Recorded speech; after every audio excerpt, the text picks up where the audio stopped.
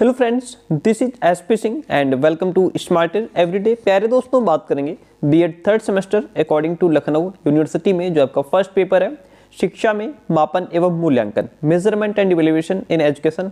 इसको हम लोग कंप्लीट कवर कर रहे थे, जिसमें जो फर्स्ट पार्ट है वो करवा दिया गया है, जिसमें हमने 1 to 5 चैप्टर तक कंप्लीट किया है। और इसमें हम चैप्टर 6 से लेकर के और लास्ट तक इसको कंप्लीट करेंगे। जितने भी चैप्टर्स हैं इसमें ये चैप्टर नंबर 8 है। चैप्टर 6 से आज हम लोग इसको कवर करने वाले हैं। एंड इससे क्या होगा कि आपका फुल रिवीजन एक साथ में हो जाएगा। अगर जो चीज़ें आपने पहले से पढ़ रखी हैं वो रिवाइज हो जाएंगी, जो नहीं पढ़ी हैं तो वो आपको आप यहाँ से क्लियर कर पाएंगे। ठीक है, तो इससे पहले जो क्लासेज हो चुकी है उनको अगर आपने नहीं देखा है तो प्लेलिस्ट बनी हुई है, वहाँ से देख सकते हैं। और अब इसमें हम बात करेंगे चैप्टर 6 से मूल्यांकन के उपकरण, टूल्स ऑफ इवैल्यूएशन क्या होते हैं, इनको समझेंगे। देखिए, इवैल्यूएशंस के जो टूल्स हैं इसमें आपका ऑब्जर्वेशन आता है, क्वेश्चनेयर्स आते हैं, इंटरव्यूज है, फोकस ग्रुप्स है, ये सभी मूल्यांकन के उपकरण के अंतर्गत आते हैं। समझते हैं। देखिए, शोध अध्ययनों में आंकड़ों को एकत्रित करने के लिए जिन साधनों का प्रयोग किया जाता है, भाई जो भी आंकड़े हैं उनको इकट्ठा करने के लिए, कलेक्ट करने के लिए जिन साधनों का प्रयोग किया जाता है उन्हें उपकरण कहते हैं। भिन्न भिन्न प्रकार के उपकरण भिन्न भिन्न प्रकार के स्रोतों से आंकड़े एकत्रित करने के लिए प्रयोग में लाए जाते हैं। देखिए, जिस तरीके का जो भी डाटा है उसको कलेक्ट करने के लिए उसी प्रकार का टूल भी यूज किया जाता है। तो इसीलिए कहा गया है कि अलग अलग प्रकार के उपकरण जो होते हैं वो अलग अलग प्रकार के जो सोर्सेज हैं वहां से डाटा कलेक्ट करने का काम करते हैं। कुछ उपकरण या प्रविधियां ऐसी होती हैं जो ये इंडिकेट करती हैं कि कोई विशिष्ट गुण या विशेषता व्यक्ति में है या नहीं है। यानी कि कुछ ऐसी प्रविधियां हैं, कुछ ऐसे उपकरण हैं जो ये बताते हैं कि कोई भी विशिष्ट गुण या विशेषता जो है वो व्यक्ति में है या नहीं है। शोध के क्षेत्र में प्रयोग किए गए उपकरण या प्रविधियों को उनकी प्रकृति के आधार पर कुछ उनको बांटा गया है निम्न भागों में। जैसे पहला है हमारा ऑब्जर्वेशन, प्रेक्षण। ऑब्जर्वेशन में क्या होता है कि हम किसी चीज को बहुत ध्यान से ऑब्जर्व करते हैं, उसको डीपली ऑब्जर्व करते हैं। ठीक है, उसको उसका प्रेक्षण करते हैं। जैसे यहाँ पे जो भी डाटा है उसको बहुत अच्छे तरीके से ऑब्जर्व किया जा रहा है। जो साइंटिस्ट होते हैं वो बहुत डीप ऑब्जर्वेशन उनकी होती है। ठीक है, जो साइंस की लैब होती है उसमें बहुत डीप तरीके से ऑब्जर्व किया जाता है चीज़ों को, केमिकल्स को। ठीक है, प्रेक्षण यानी कि ऑब्जर्वेशन आंकड़ों को संग्रह करने की एक विधि है, यहाँ से डाटा कलेक्शन होता है। प्रेक्षण तकनीकी मापन के एक उपकरण के रूप में प्रयोग की जाती है। जो प्रेक्षण तकनीकी है ये मापन के एक टूल के रूप में यूज की जाती है। प्रेक्षण द्वारा किसी व्यक्ति के व्यवहार का नियंत्रित और अनियंत्रित स्थिति में मूल्यांकन भी हो जाता है। वैज्ञानिक अध्ययन प्रेक्षण पर ही आधारित होता है। जो वैज्ञानिक अध्ययन होता है वो ऑब्जर्वेशन पर ही डिपेंड करता है। जैसा कि हमने ऊपर बताया है पिक्चर के माध्यम से कि साइंस की लैब हो या साइंटिस्ट हो, इनका जो अध्ययन है वो ऑब्जर्वेशन पर डिपेंड करता है। इनकी ऑब्जर्वेशन बहुत अच्छी होती है। प्रेक्षण की, ऑब्जर्वेशन की कुछ कैरेक्टरिस्टिक्स हैं। ये आंकड़ों को एकत्रित करने की एक विधि है, यहाँ से हम डाटा कलेक्शन करते हैं जो किसी विशिष्ट उद्देश्य की ओर केंद्रित होती है। प्रेक्षण एक क्रमबद्ध एवं सुनियोजित लेखन की विधि होती है। प्रेक्षण विधि के द्वारा महत्वपूर्ण एवं सार्थक सूचनाओं एवं फैक्ट्स का संग्रह भी किया जाता है। प्रेक्षण विधि वैज्ञानिक एवं वस्तुनिष्ठ होती है। प्रेक्षण विधि जो है वो वैज्ञानिक होती है, वस्तुनिष्ठ होती है। इस विधि के द्वारा तथ्यों को एकत्र किया जाता है। प्रेक्षण विधि द्वारा प्रत्यक्ष व्यवहार का आकलन किया जाता है। इसमें किसी अन्य के द्वारा सूचित सूचनाओं एवं तथ्यों पर विश्वास नहीं किया जाता। प्रेक्षण एक प्रत्यक्ष निरीक्षण की अवधि है जिसमें प्रेक्षक सीधे विषय के व्यवहार का निरीक्षण करके उसका लेखन यानी कि उसको रिकॉर्ड करता है। ठीक है, तो इस तरीके से इसकी कुछ कैरेक्टरिस्टिक्स हैं। ठीक है, समाजविधि नेक्स्ट होती है हमारी सोशियोमेट्रिक मेथड, इसको इंग्लिश में कहते हैं। इस विधि का प्रतिपादन J.L. मोरेनो ने 1934 में किया था। किसने? J.L. मोरेनो ने किया था 1934 में। इस विधि में किसी समूह विशेष के व्यक्तियों से उस समूह में व्यक्ति विशेषों को उनके गुणों के आधार पर चयन करने अथवा छोड़ देने के लिए कहा जाता है। यानी कि ये जो सोशियोमेट्रिक मेथड है इसमें मान लीजिए आपने कोई ग्रुप बनाया है, अब उस ग्रुप में कितने लोग हैं जो अच्छा काम कर रहे हैं या उनके अंदर अच्छी क्वालिटीज़ हैं, कितने लोग हैं जो लगभग किसी काम के नहीं है ना, या उनका बहुत उसके अंदर कुछ खास क्वालिटी नहीं है, तो उसको आप अलग कर सकते हैं। ठीक है, यानी कि कह सकते हैं कि इसके माध्यम से ग्रुप में वर्गीकरण कर दिया जाता है, कितने लोग अच्छे हैं, कितने एवरेज हैं, कितने बिलो हैं।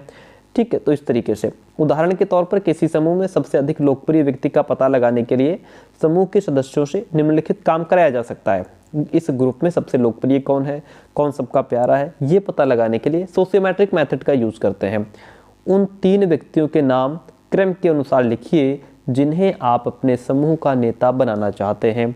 हम ये भी बात पूछ सकते हैं कि भाई आप 3 लोगों का नाम लिखिए। इसी प्रकार उपेक्षित व्यक्ति का पता लगाने के लिए निम्नलिखित आदेश दिया जा सकता है। उन 3 व्यक्तियों के नाम लिखिए जिन्हें आप पसंद नहीं करते। इससे ये पता लग जाएगा कि कौन व्यक्ति है जो इस ग्रुप में बेकार है ना, जो लोगों के द्वारा पसंद नहीं किया जाता है। किसी समूह के जितने व्यक्ति अपने समूह के किसी व्यक्ति के किसी गुण विशेष के बारे में अपने विचार व्यक्त करते हैं, उस व्यक्ति में उसी अनुपात में उस गुण की मात्रा का होना निश्चित किया जाता है। तो ये हमारा सोशियोमेट्रिक मेथड है। नेक्स्ट है प्रक्षेपी तकनीक, जिसको प्रोजेक्टिव टेक्निक कहते हैं। इसको अर्थ एवं प्रकृति की अगर बात करें तो मनोविज्ञान के क्षेत्र में प्रक्षेपण वह है जिसमें व्यक्ति अप्रत्यक्ष यानी कि अनजाने में रूप में अपने विचारों, इच्छाओं, संवेगों, अभिवृत्तियों तथा विशेषताओं को अपने वातावरण की किसी वस्तु या दूसरे व्यक्ति पर आरोपित करता है। ठीक है, मनोविज्ञान के क्षेत्र में अगर हम बात करें तो जो प्रक्षेपण है ये वो है जिसमें जो व्यक्ति होता है वो अप्रत्यक्ष में यानी कि अनजाने में अपने विचार, अपनी इच्छाएं, संवेग, अभिवृत्तियां, विशेषताओं को अपने वातावरण की किसी वस्तु या दूसरे व्यक्ति पर आरोपित करता है। प्रक्षेपण में व्यक्ति अपनी आवश्यकताओं को उसके वातावरण में उपस्थित अन्य व्यक्तियों पर आरोपित करता है या फिर मानता है। प्रक्षेपी तकनीकी व्यक्तित्व के मूल्यांकन में समग्र उपागम को अपनाती है और इस विधि में व्यक्तित्व के मूल्यांकन के लिए गेस्टाल्ट मनोविज्ञान का प्रयोग किया जाता है। गेस्टाल्ट जो है वो चीज़ों को इंटीग्रेटेड रूप में देखती है, एकीकृत रूप में देखती है, होल में। इसमें व्यक्तित्व के विभिन्न गुणों का अलग अलग मापन करने की अपेक्षा उसको समग्र, मैंने कहा ना, होल में, इंटीग्रेटेड, एकीकृत रूप में मापन के लिए ध्यान केंद्रित किया जाता है। ठीक है, प्रक्षेपी विधियों के द्वारा व्यक्ति के अंदर छिपे हुए जो अचेतन गुण हैं उन गुणों को उजागर किया जाता है और ये समझा जाता है कि प्रक्षेपी परीक्षण जितना ही असंरचित एवं अस्पष्ट होगा वो व्यक्तित्व के आंतरिक गुणों को उजागर करने में उतना ही संवेदनशील भी होगा। ठीक है, अब ये जो प्रक्षेपी तकनीक है इसकी कुछ विशेषताएं हैं। जैसे प्रक्षेपी तकनीक से व्यक्ति के व्यक्तित्व का सही एवं वैज्ञानिक अध्ययन कर लिया जाता है। इस विधि से परीक्षक एवं परीक्षार्थी के संबंध अच्छे हो जाते हैं। प्रक्षेपी विधियों द्वारा व्यक्ति के व्यक्तित्व की ग्रंथियों का पता लगाया जा सकता है। इस जानकारी को प्राप्त करके टीचर अपने छात्रों को कुंठा और जो कुसमायोजन है उससे बचा सकता है। कुसमायोजन का मतलब जहां हम लोग अपने आप को एडजस्ट नहीं कर पाते हैं, यानी कि वहां कुसमायोजन होता है। प्रक्षेपी तकनीक से बालकों की मानसिक स्थिति का पता हो सकता है। इससे अपराधी प्रवृत्ति के बालकों का भी ज्ञान हो जाता है। तो इस तरीके से प्रक्षेपी तकनीक का यूज किया जाता है। नेक्स्ट आता है साक्षात्कार यानी कि इंटरव्यू। ये भी हमने आपको कल क्वेश्चन आंसर में पढ़ाया था। इंटरव्यू की अगर बात करें तो सामान्यतः 2 या 2 से अधिक व्यक्तियों द्वारा किसी विशेष उद्देश्य से आमने सामने की गई बातचीत को साक्षात्कार कहा जाता है। कोई विशेष उद्देश्य हो सकता है, भाई आप किसी कंपनी में जॉब के लिए जा सकते हैं तो इनका एक उद्देश्य है कि हमें एक अच्छा काम करने वाला चाहिए, है ना, अच्छा एम्प्लॉयर चाहिए, तो ये उस उद्देश्य से इंटरव्यू ले रहे हैं। तो ये क्या है, इंटरव्यू में एक प्रश्न पूछने वाला, दूसरा उत्तर देने वाला होता है। ठीक है, एक प्रश्न पूछता है या 2-3 लोग बैठ कर के प्रश्न पूछ सकते हैं। इस तरीके से आमने सामने बैठ करके इंटरव्यू लिया जाता है।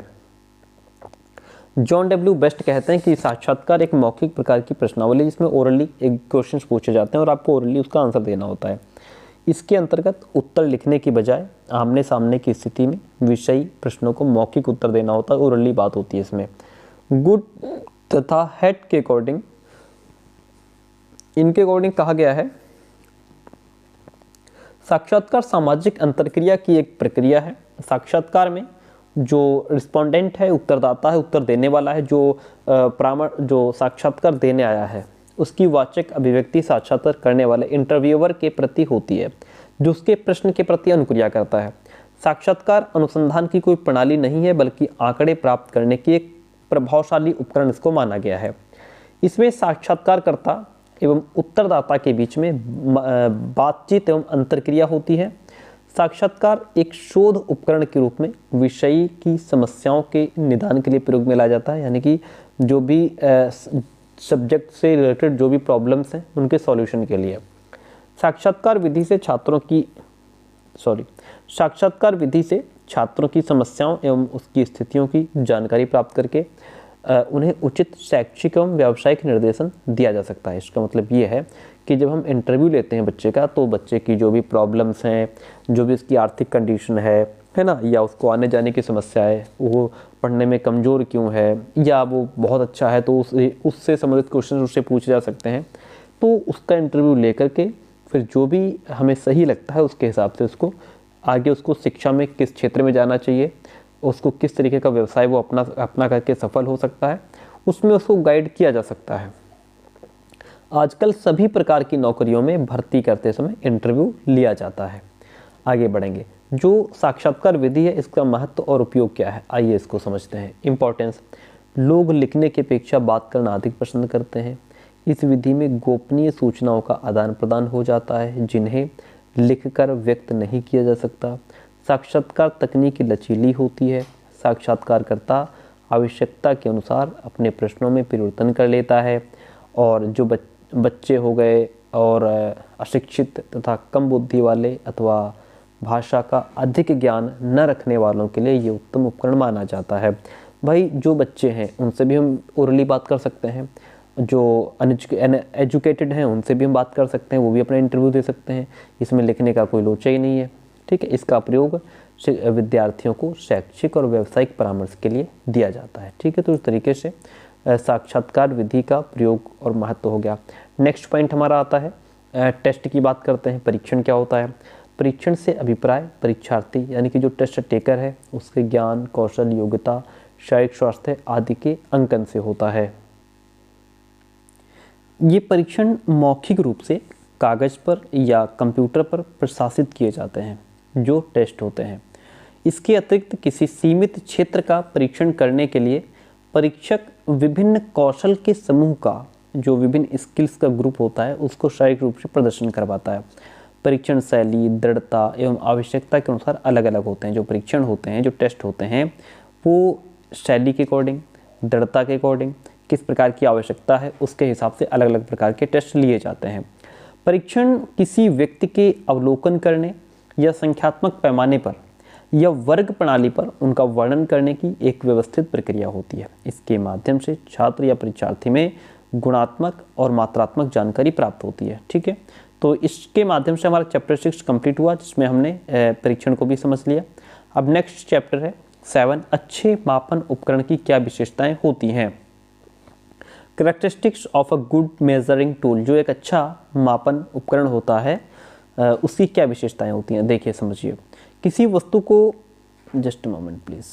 अच्छा, आपको बताते चलें कि यदि आपने अभी तक हमारा पेड कंटेंट नहीं लिया है तो उसके लिए आप हमें इस नंबर पे 9628182649 इस नंबर पे व्हाट्सएप मैसेज करके नोट की इन्फॉर्मेशन ले सकते हैं। आपको कंप्लीट नोट्स प्रोवाइड कराए जाते हैं। आपके 3 पेपर हैं लखनऊ यूनिवर्सिटी में, 3 पेपर का कंप्लीट कंटेंट प्लस आपको इम्पॉर्टेंट क्वेश्चन आंसर, ठीक है, लॉन्ग क्वेश्चंस आपको एनफ प्रोवाइड करा दिए जाते हैं। इतना मैटर मिलने के बाद आपको बाहर से कुछ भी पढ़ने की आवश्यकता नहीं रह जाती, यानी कि इतना कंटेंट आपके लिए एनफ रहेगा। तो आप कम शब्दों में और कम समय में अच्छा करना चाहते हैं तो आप नोट्स ले सकते हैं। 9628182649। आइए पॉइंट पे आते हैं। देखिए, अच्छे मापन उपकरण की क्या विशेषताएं होती हैं। किसी वस्तु को इसलिए अच्छा कहा जाता है क्योंकि उसमें गुण अच्छे होते हैं। एक अच्छा परीक्षण, एक गुड टेस्ट उसे कहा जा सकता है जो उन आवश्यकताओं की पूर्ति करता है और उन उद्देश्यों को प्राप्त करता है जिनको ध्यान में रख करके उसकी रचना की गई है।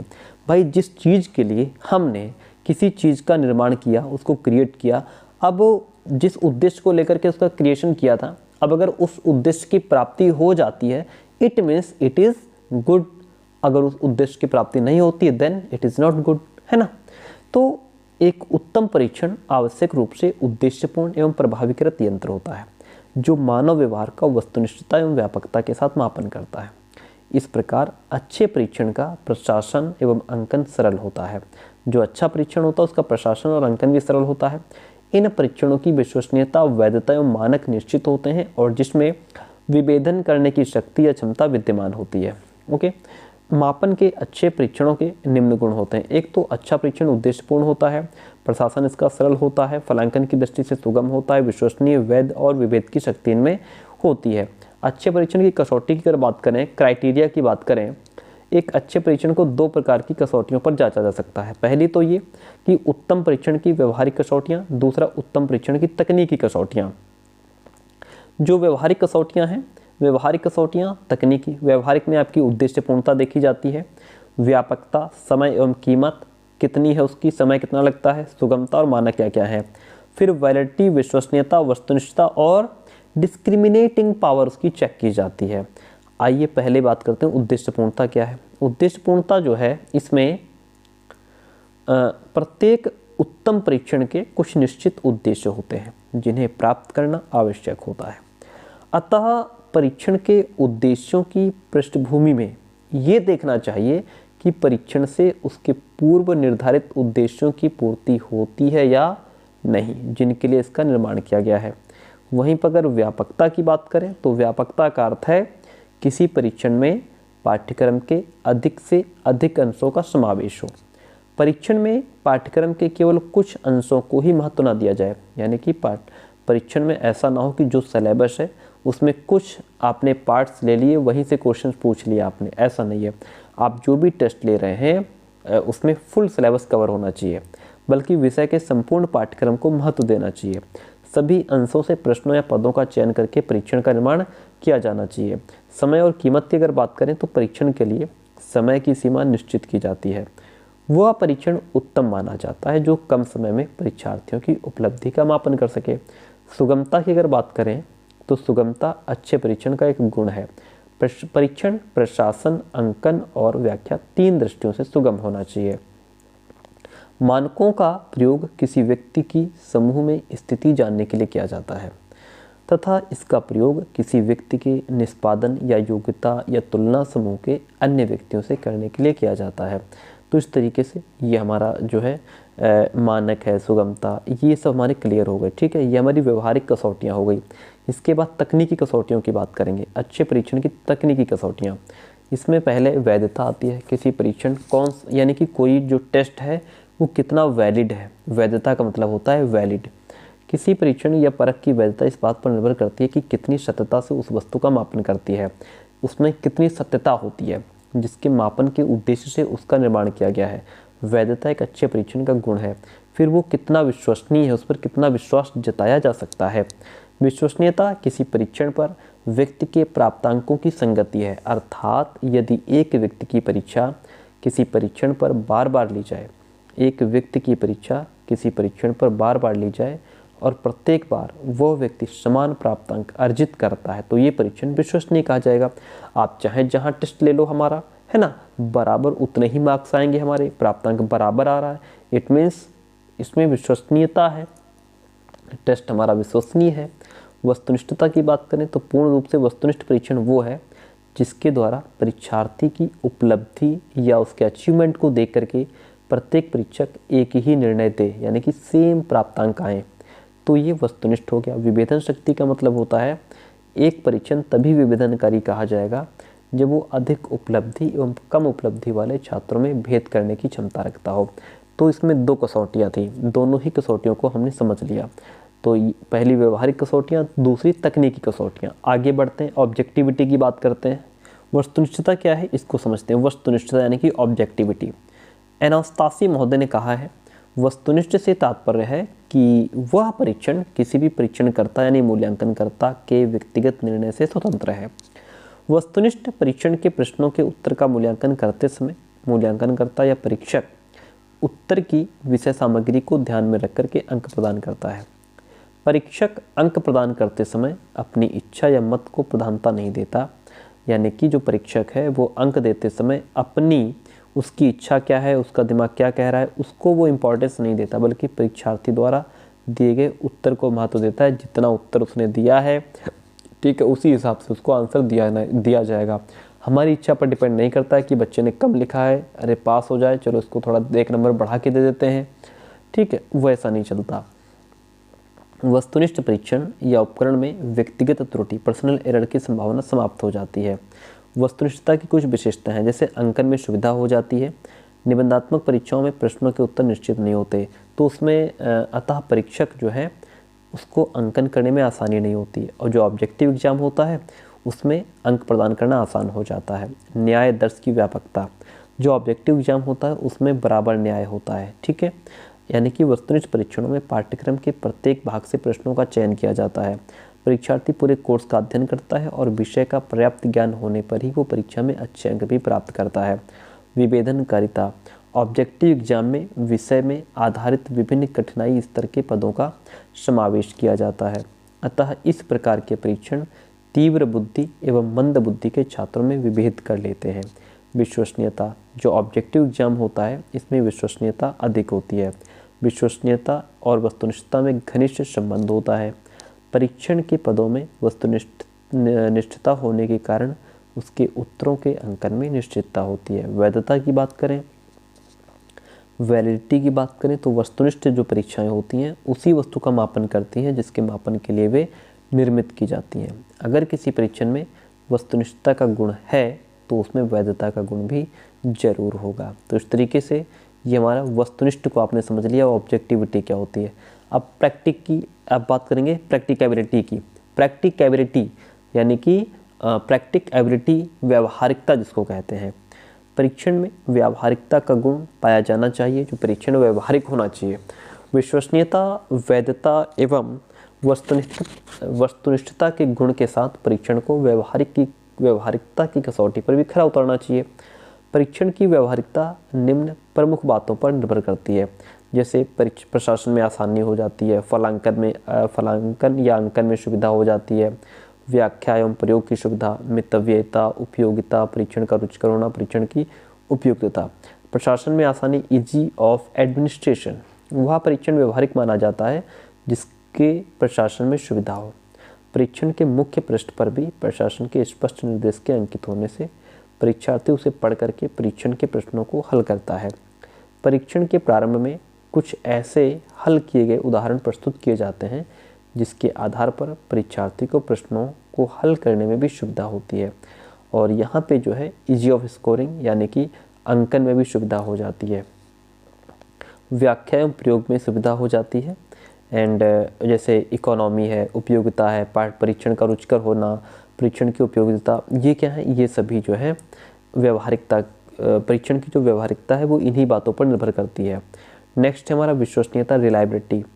विश्वसनीयता परीक्षण का एक प्रमुख तकनीकी कसौटी है एंड किसी परीक्षण को वैध होने के साथ साथ विश्वसनीय भी होना चाहिए। और अगर कोई परीक्षण अविश्वसनीय होगा तो उसका प्रयोग उचित नहीं, क्योंकि अविश्वसनीय परीक्षण में विश्वसनीय परिणाम नहीं प्राप्त किया जा सकता है। ओके, और यहाँ पे अभी हम विश्वसनीयता पीछे भी देख रहे थे, जस्ट ये तो व्यवहारिकता हो गई, ये वस्तुनिष्ठता हो गई, एंड यहाँ पे हमारा, चलिए कोई बात नहीं, देखते हैं अभी व्यवहारिकता के बाद विश्वसनीयता।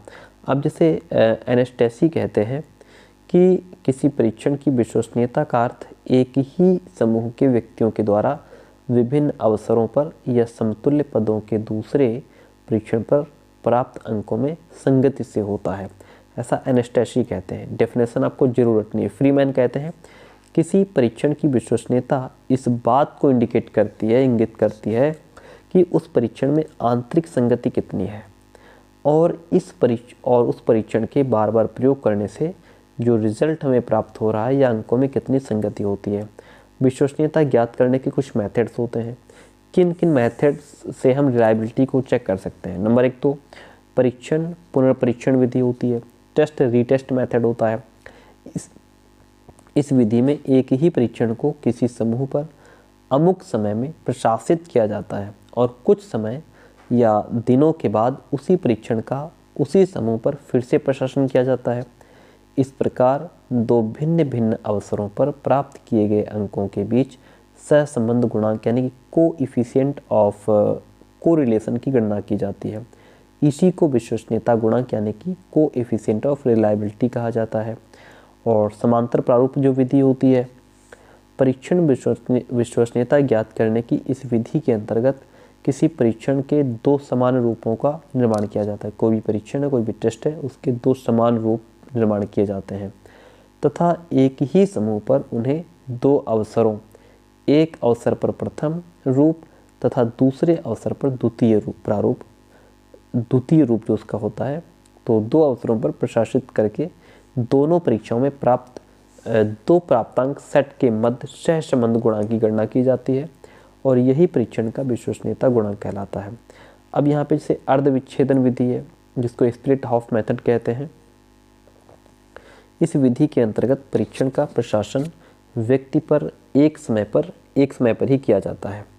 बाद में परीक्षण के सम संख्या यानी जो इवन नंबर है, तो इवन नंबर वाले पदों के प्राप्तांकों का एक समूह तथा उसी व्यक्ति के द्वारा परीक्षण की विषम संख्या जो ऑड नंबर है, तो विषम संख्या वाले पदों के प्राप्तांकों को दूसरे समूह में रख लिया जाता है और इन दोनों ये जो आधे आधे भाग हैं, ये आधे भागों के प्राप्तांकों के बीच सहसंबंध गुणांक की गणना कर ली जाती है और स्पीयरमैन ब्राउन प्रोफेसी सूत्र का प्रयोग करके विश्वसनीयता गुणांक गणना कर ली जाती है। ठीक है।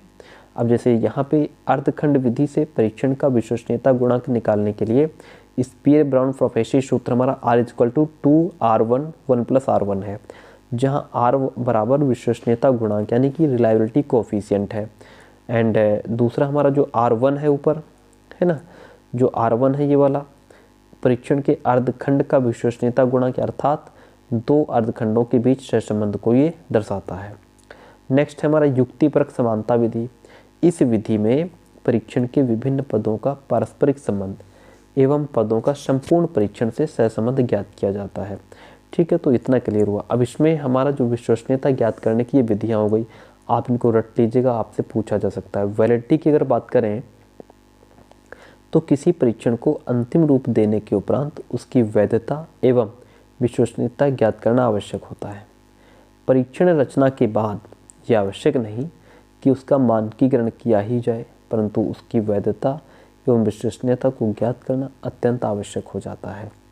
किसी परीक्षण के वैध होने के लिए उसका विश्वसनीय होना आवश्यक है, किंतु उसे विश्वसनीय होने के लिए उसकी वैधता आवश्यक नहीं होती।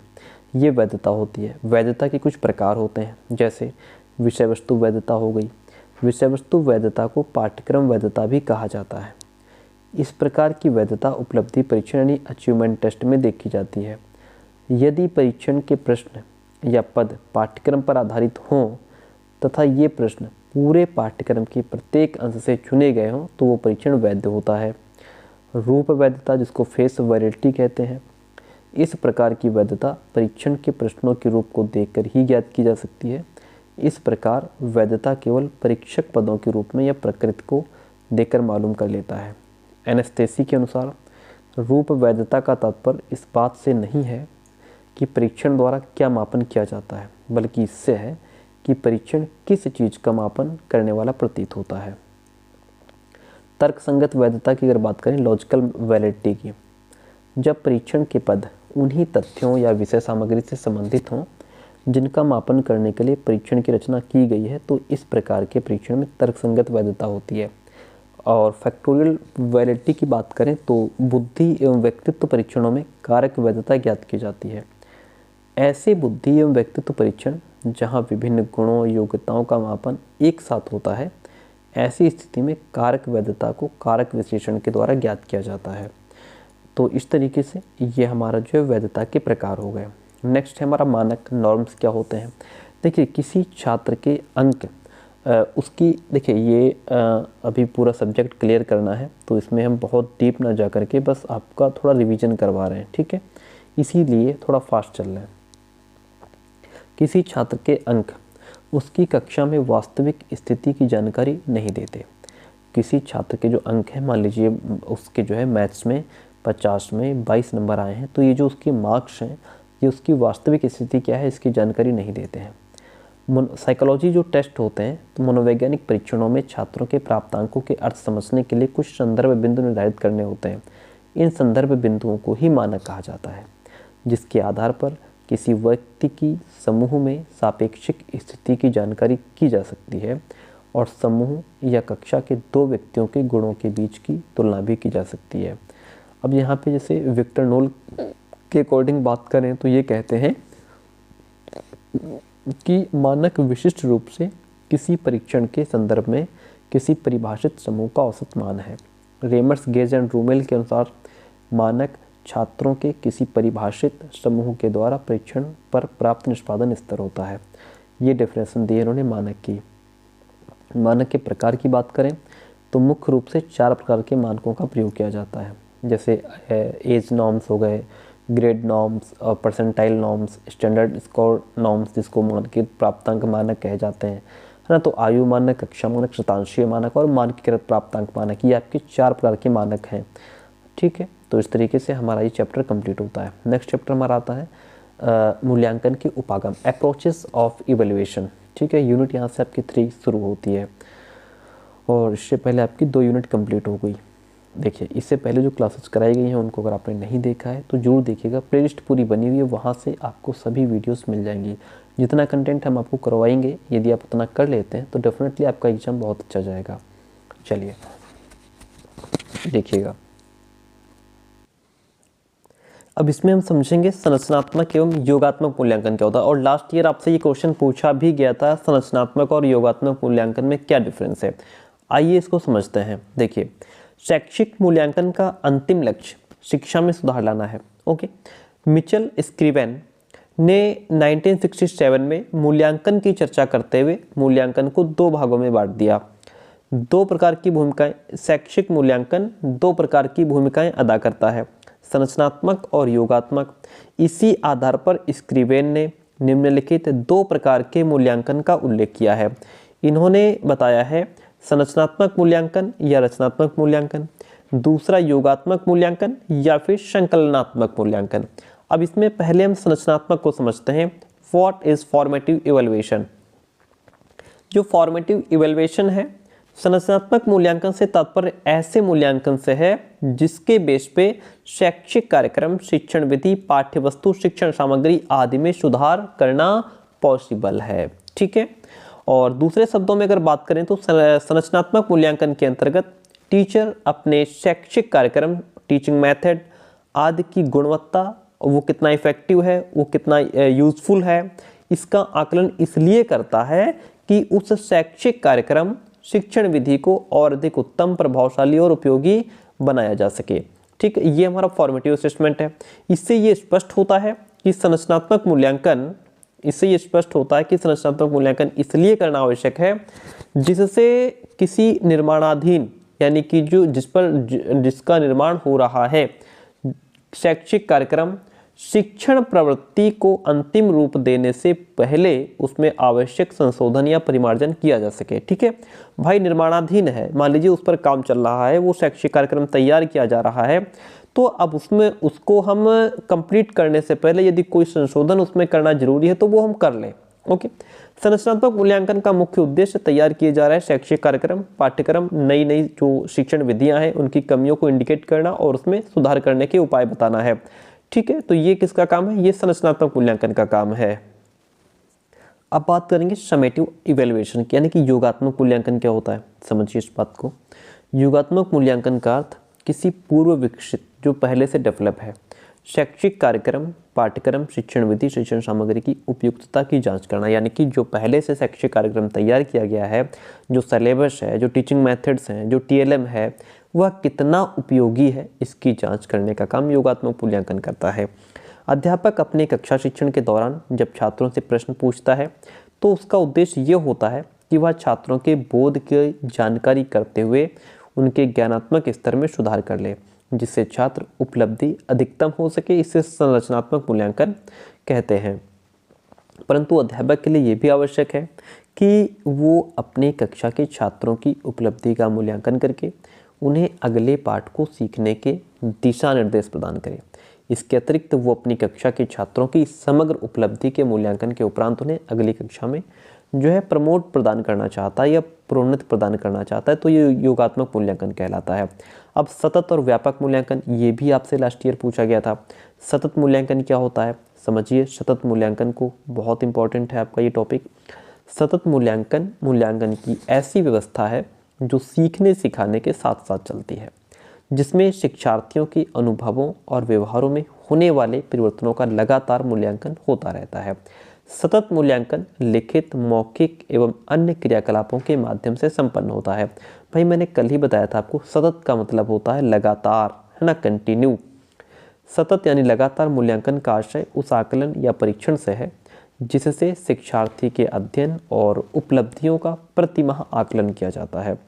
सतत मूल्यांकन प्रक्रिया में सामान्यतः संपूर्ण पाठ्यक्रम को 10 इकाइयों में विभक्त कर दिया जाता है। उस इकाई का अध्यापन करने के बाद स्वाभाविक रूप से प्रतिमाह परीक्षण किया जाता है और उसका व्यवस्थित लेखा जोखा भी रखा जाता है। प्राथमिक एवं पूर्ण माध्यमिक कक्षाओं में सतत प्रक्रिया उस रूप में प्रचलित नहीं है जिस प्रकार की सतत मूल्यांकन के मौलिक स्वरूप में होना चाहिए। इससे निरंतर मूल्यांकन योजना भी कहा गया है। व्यापक मूल्यांकन की अगर हम बात करें तो व्यापक मूल्यांकन देखिए, शिक्षा जीवन पर्यंत चलने वाली प्रक्रिया है, शिक्षा कभी रुकती नहीं है, ठीक है, जो मानव जीवन के सभी पक्षों को प्रभावित करती है। चूँकि मूल्यांकन और शिक्षा का परस्पर गहन संबंध है, अतः मूल्यांकन भी जीवन से मृत्यु तक किसी न किसी रूप में किया जाता है। यदि मूल्यांकन मनुष्य जीवन के किसी एक पक्ष का न करके जीवन में सभी पक्षों, शारीरिक, मानसिक, सामाजिक, संवेगात्मक, आध्यात्मिक आदि का करते हैं तो वो व्यापक मूल्यांकन कहलाता है। यानी कि मूल्यांकन मनुष्य जीवन के किसी एक पक्ष का न करके सभी पक्ष, चाहे वो शारीरिक हो, मानसिक हो, सामाजिक हो, संवेगात्मक, आध्यात्मिक, राजनीतिक, धार्मिक, जो भी हो, ये आपका व्यापक मूल्यांकन कहलाता है।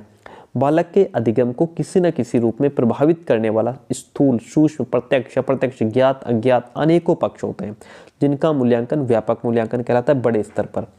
बालक के संपूर्ण पक्षों का मूल्यांकन करना व्यापक मूल्यांकन कहलाता है।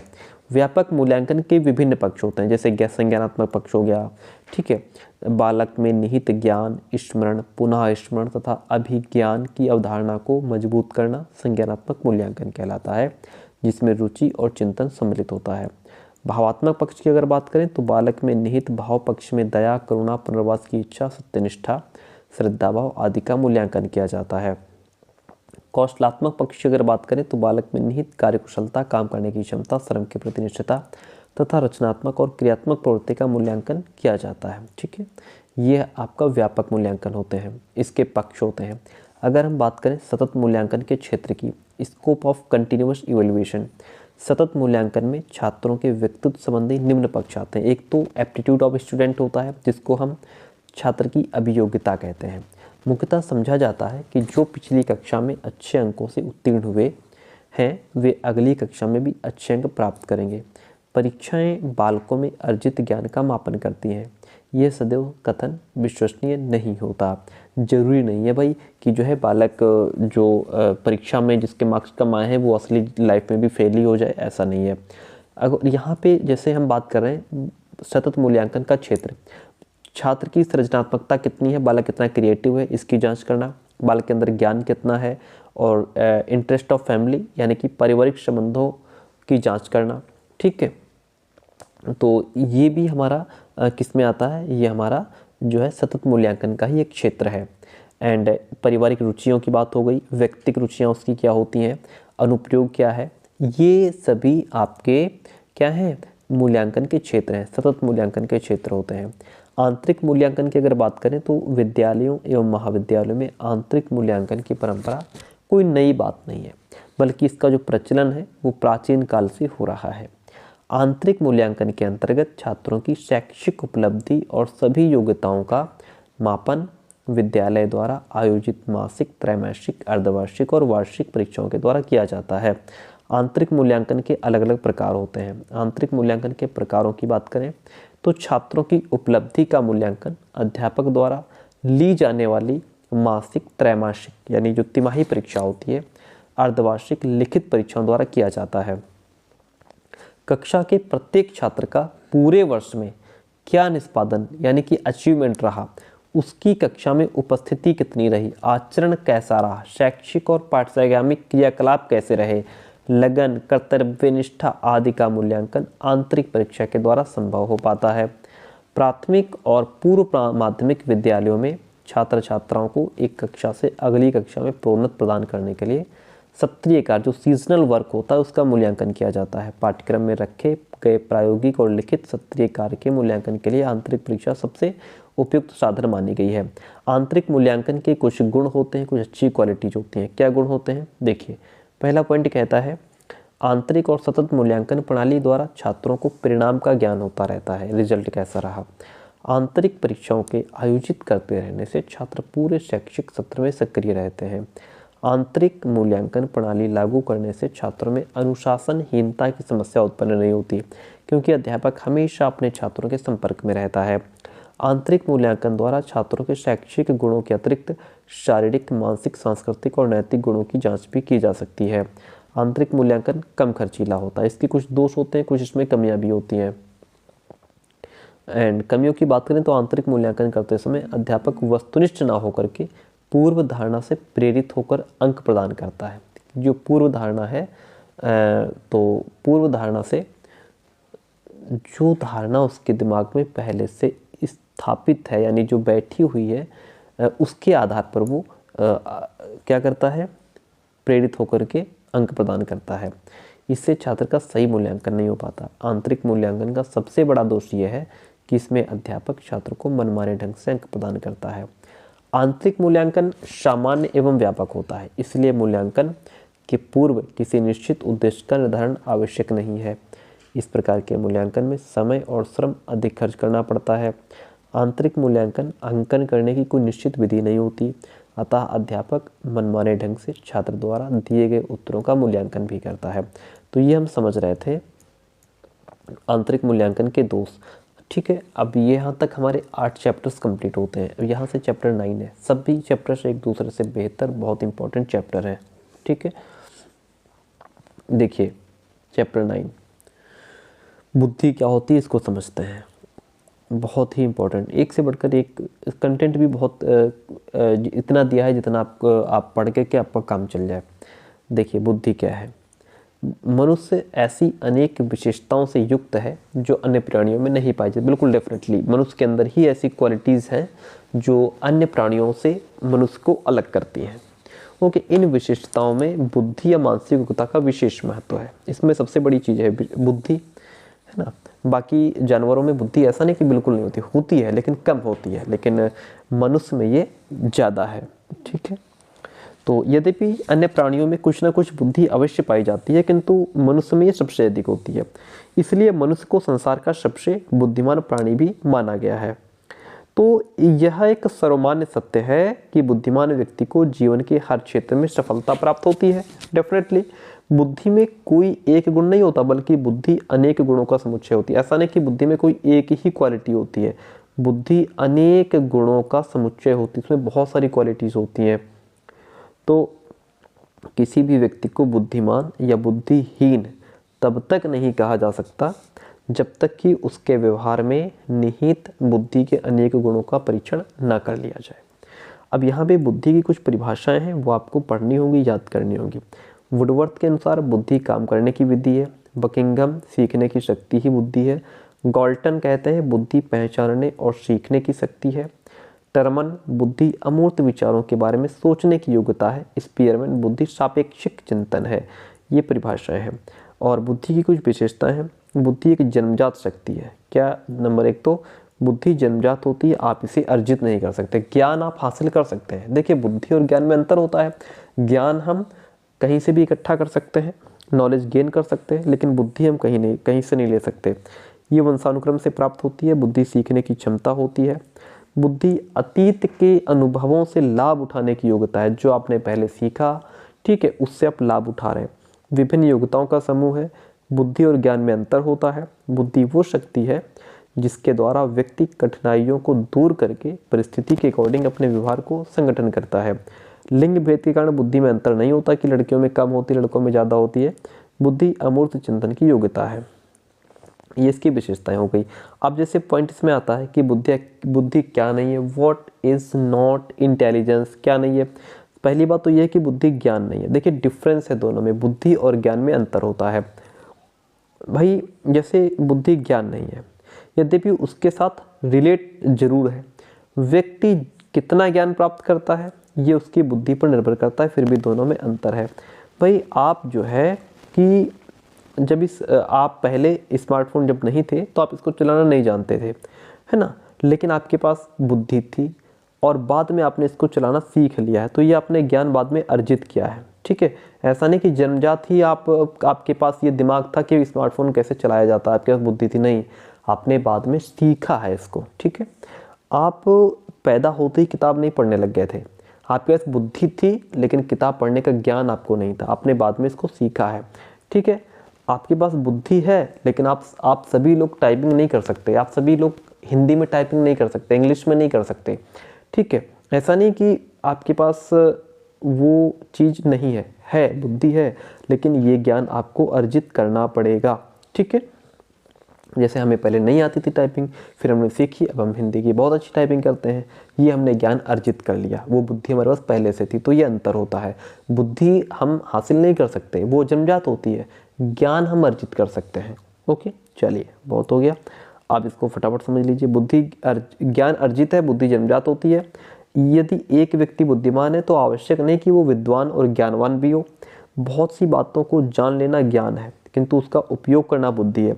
आपने कोई बात जान तो ली, ठीक है, सीख तो लिया, अब उसका उपयोग कैसे करना है ये आपकी बुद्धि पर डिपेंड करना है कि आप उसका कैसे यूज़ करेंगे।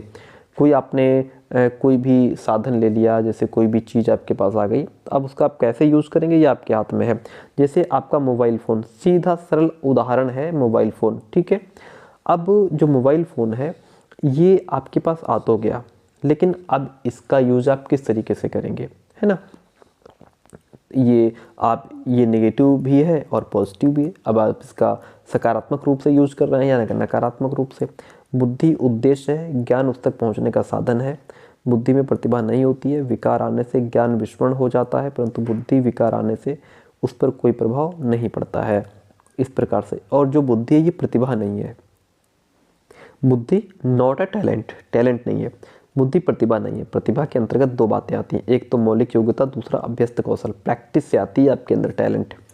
बुद्धि केवल मौलिकता के साथ रिलेट करती है। दूसरी बात, ये मेमोरी भी नहीं है, ये स्मृति भी नहीं है। कई बार देखा गया है कि कम बुद्धि वाले व्यक्तियों की स्मृति बहुत तेज होती है, बुद्धि कम है लेकिन याददाश्त बहुत अच्छी है, तो ये अंतर होता है। ये स्किल भी नहीं है, स्किल हमें सीखनी पड़ती है।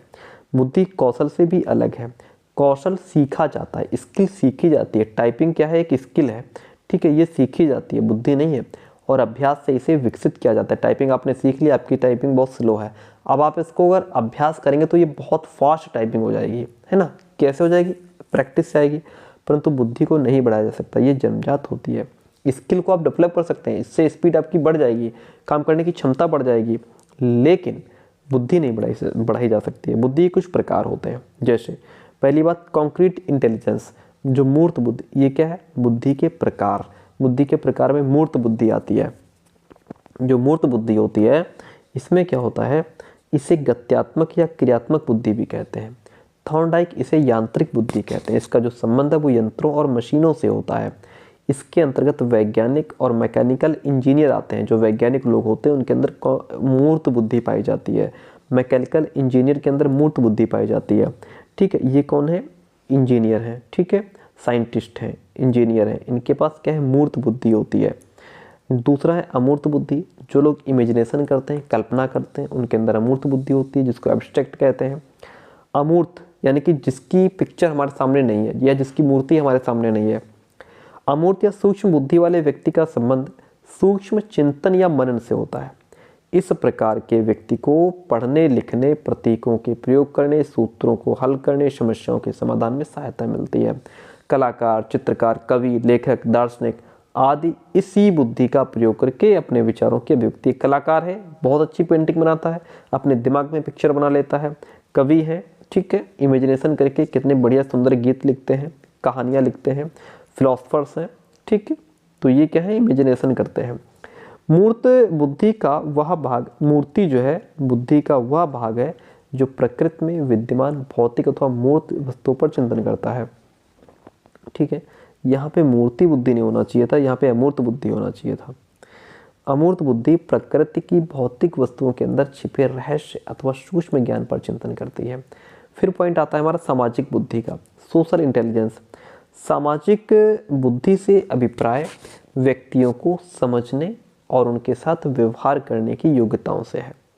ऐसी बुद्धि वाला व्यक्ति अन्य व्यक्तियों के साथ शीघ्रता और सुगमता से समायोजन कर लेता है, बड़ी आसानी से। ठीक है, सामाजिक बुद्धि वाला व्यक्ति व्यवहार कुशल, उसका व्यवहार बहुत अच्छा होता है, उनमें सहयोग, सहानुभूति, सद्भाव, समाज सेवा आदि गुण पाए जाते हैं।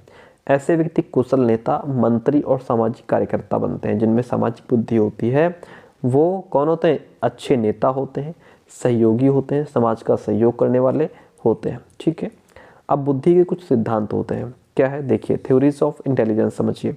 बुद्धि में एक तो एक सत्तात्मक सिद्धांत आता है। जो एक सत्तात्मक सिद्धांत है ये कहता है, क्या कहता है? इसे एक खंड का सिद्धांत भी कहा गया है। इस सिद्धांत के समर्थक मनोवैज्ञानिक बेनेट टर्मन और स्टर्न है। इनके अनुसार बुद्धि एक इकाई है और संपूर्ण बुद्धि एक समय में एक्टिव होकर के एक ही प्रकार का काम भी करती है। इस सिद्धांत के अकॉर्डिंग बुद्धि सर्वशक्तिशाली मानसिक शक्ति है जो सभी मानसिक योग्यताओं पर शासन करती है। किंतु ये जो सिद्धांत है वो दोषपूर्ण माना जाता है, क्योंकि हम ये नहीं कह सकते कि जो व्यक्ति गणित में निपुण है कला में भी अच्छा होगा। जो गणित में अच्छा है आर्ट में तो ऐसी उनकी बुरी हालत होती है, पूछो मत। अब जैसे दूसरा हमारा सिद्धांत है द्वितत्वीय या द्विखंड का सिद्धांत, टू फैक्टर थ्योरी जिसे कहते हैं। इस सिद्धांत के समर्थक मनोवैज्ञानिक स्पीयरमैन है। इस सिद्धांत के अनुसार बुद्धि में दो तत्व हैं, सामान्य तत्व या योग्यता, दूसरा है विशेष तत्व या योग्यता। अब इसमें जैसे जी कारक की विशेषताएं आती हैं सामान्य की। तो जो सामान्य तत्व होता है यह कारक सभी व्यक्तियों में पाया जाता है, जन्मजात होता है, सदैव समान रहता है और ये प्रत्येक व्यक्ति में भिन्न भिन्न होता है। ये कारक जिस व्यक्ति में अधिक होता है वह दूसरों की अपेक्षा जीवन में अधिक सफल रहता है। फिर आती है बात एस कारक की। ये जो कारक है ये भिन्न भिन्न व्यक्तियों में भिन्न भिन्न अर्थात कम या अधिक मात्रा में पाया जाता है, किसी में कम है किसी में ज़्यादा है। और ये कारक क्रिया विशिष्ट होता है, अर्थात भिन्न भिन्न क्रियाओं के लिए अलग अलग प्रकार के विशेष कारक होते हैं। जिस प्रकार की एक्टिविटी कर रहे हैं उसी प्रकार के कारक का यूज हो रहा है। व्यक्ति में जिस विशिष्ट कारक की अधिकता होती है वो उसी में निपुण भी होता है। ओके, विशिष्ट कारक को अर्जित किया जा सकता है। अलग अलग व्यक्तियों में अलग अलग प्रकार के कारक होते हैं और ये व्यक्तिगत भिन्नता का कारण ही है। ठीक है, तो इस तरीके से हमने क्या समझा, द्वितत्वीय या द्विखंड का सिद्धांत, जिसमें दो फैक्टर बताए गए हैं बुद्धि के, जी और एस। जी का मतलब सामान्य है, एस का मतलब विशेष है। जो बहुकारक सिद्धांत है मल्टी फैक्टर थ्योरी है। अमेरिका के मनोवैज्ञानिक थॉर्नडाइक ने इस सिद्धांत का प्रतिपादन किया था। इनके अकॉर्डिंग बुद्धि कई प्रकार की शक्तियों का समूह है और विभिन्न प्रकार की शक्तियों में से किसी भी प्रकार की समानता आवश्यक नहीं है। थॉर्नडाइक बुद्धि के समान तत्व को नहीं मानते। उनके विचार से सभी मनुष्यों की बुद्धि विशेष होती है, उसमें सामान्य और विशेष वाली ये नहीं मानते इस चीज़ को। अगर किसी में एक विषय की योग्यता है तो उससे उसके दूसरे विषय की योग्यता का अनुमान नहीं लगाया जा सकता। ओके, अब जैसे बात आती है बुद्धि को प्रभावित करने वाले कारक कौन कौन से होते हैं। देखिए, बुद्धि पर किन किन चीज़ों का प्रभाव पड़ता है। बुद्धि को जो कारक प्रभावित करते हैं उन्हीं कारकों को बुद्धि लब्धि पर अप्रत्यक्ष रूप से प्रभाव भी पड़ता है, उन्हीं कारकों का। अतः जो तत्व या कारक बुद्धि को प्रभावित करते हैं वही कारक बुद्धि लब्धि यानी IQ को भी प्रभावित करते हैं। भाई, जिनका हमारी बुद्धि पर प्रभाव पड़ रहा है तो हमारे IQ लेवल पर भी उनका प्रभाव पड़ेगा। जब व्यक्ति की मानसिक आयु ज़्यादा होगी तो उसकी बुद्धि लब्धि भी ज़्यादा होगी। मानसिक आयु पर बुद्धि का प्रभाव पड़ता है, इसलिए ये कहा जा सकता है कि बुद्धि लब्धि को प्रभावित करने वाले वही कारक हैं जो बुद्धि को प्रभावित करते हैं।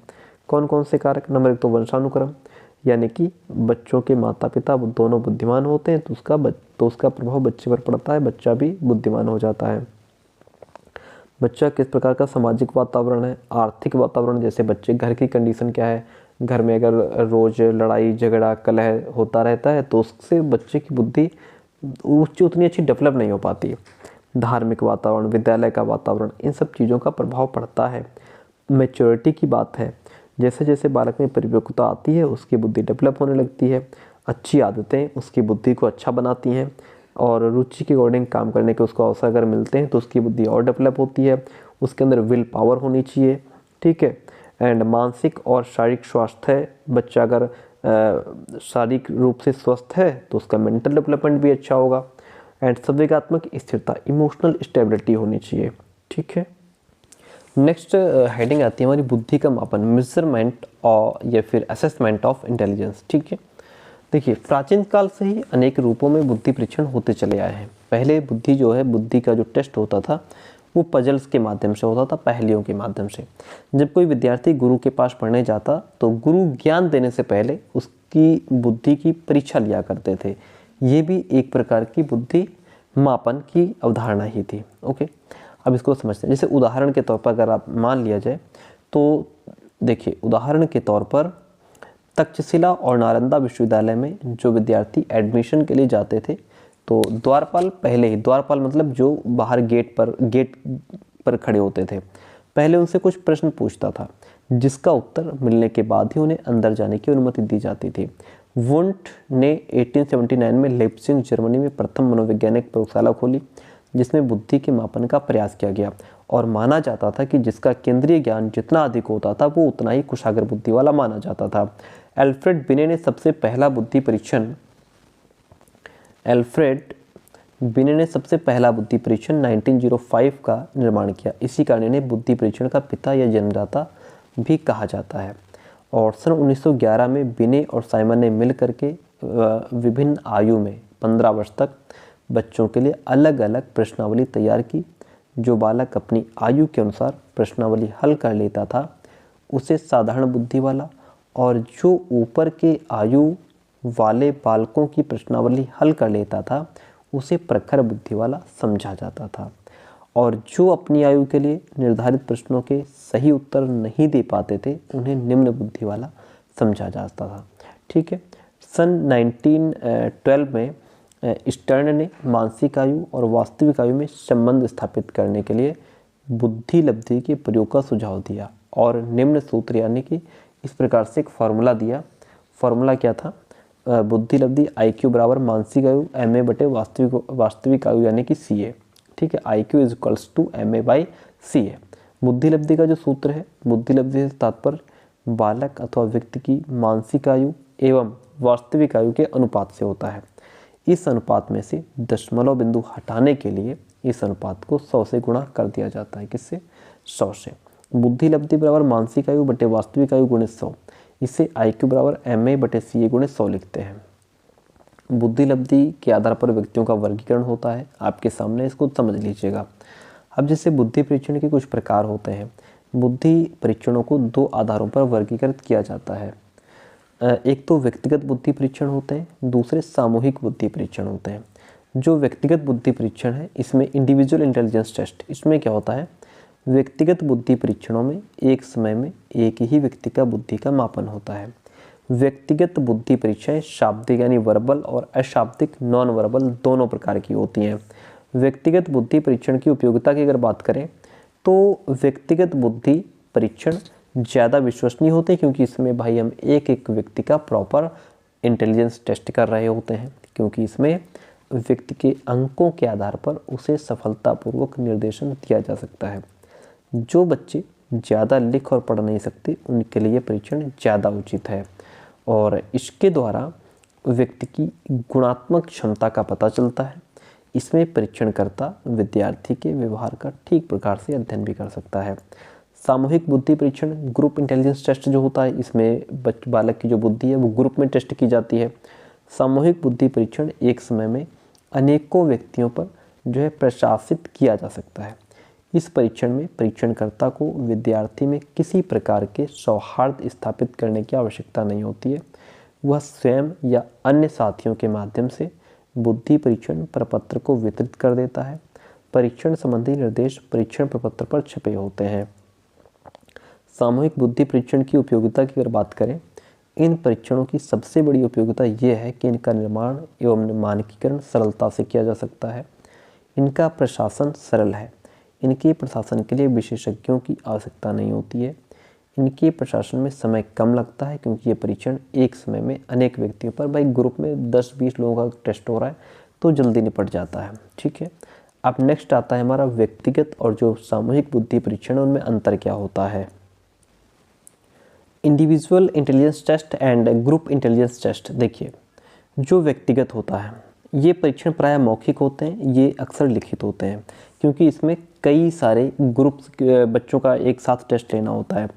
और जो व्यक्तिगत है इनकी समय सीमा निश्चित नहीं होती और इसकी समय सीमा प्रायः निश्चित होती है क्योंकि लिखित होते हैं। भाई 2 घंटे का पेपर, 3 घंटे का पेपर है और इन परीक्षणों का निर्माण एवं मानकीकरण करना कठिन होता है। इनका लगभग जो है सरल होता है और इन परीक्षणों में आयु वर्ग व्यापक होता है। ये परीक्षण विशेष आयु वर्ग के लिए होते हैं। ये कम आयु के बच्चों के लिए अधिक उपयोगी होते हैं। ये परिपक्व आयु के बच्चों के लिए अधिक उपयोगी होते हैं। इनका प्रयोग अशिक्षित एवं विकलांग बच्चों पर भी किया जा सकता है।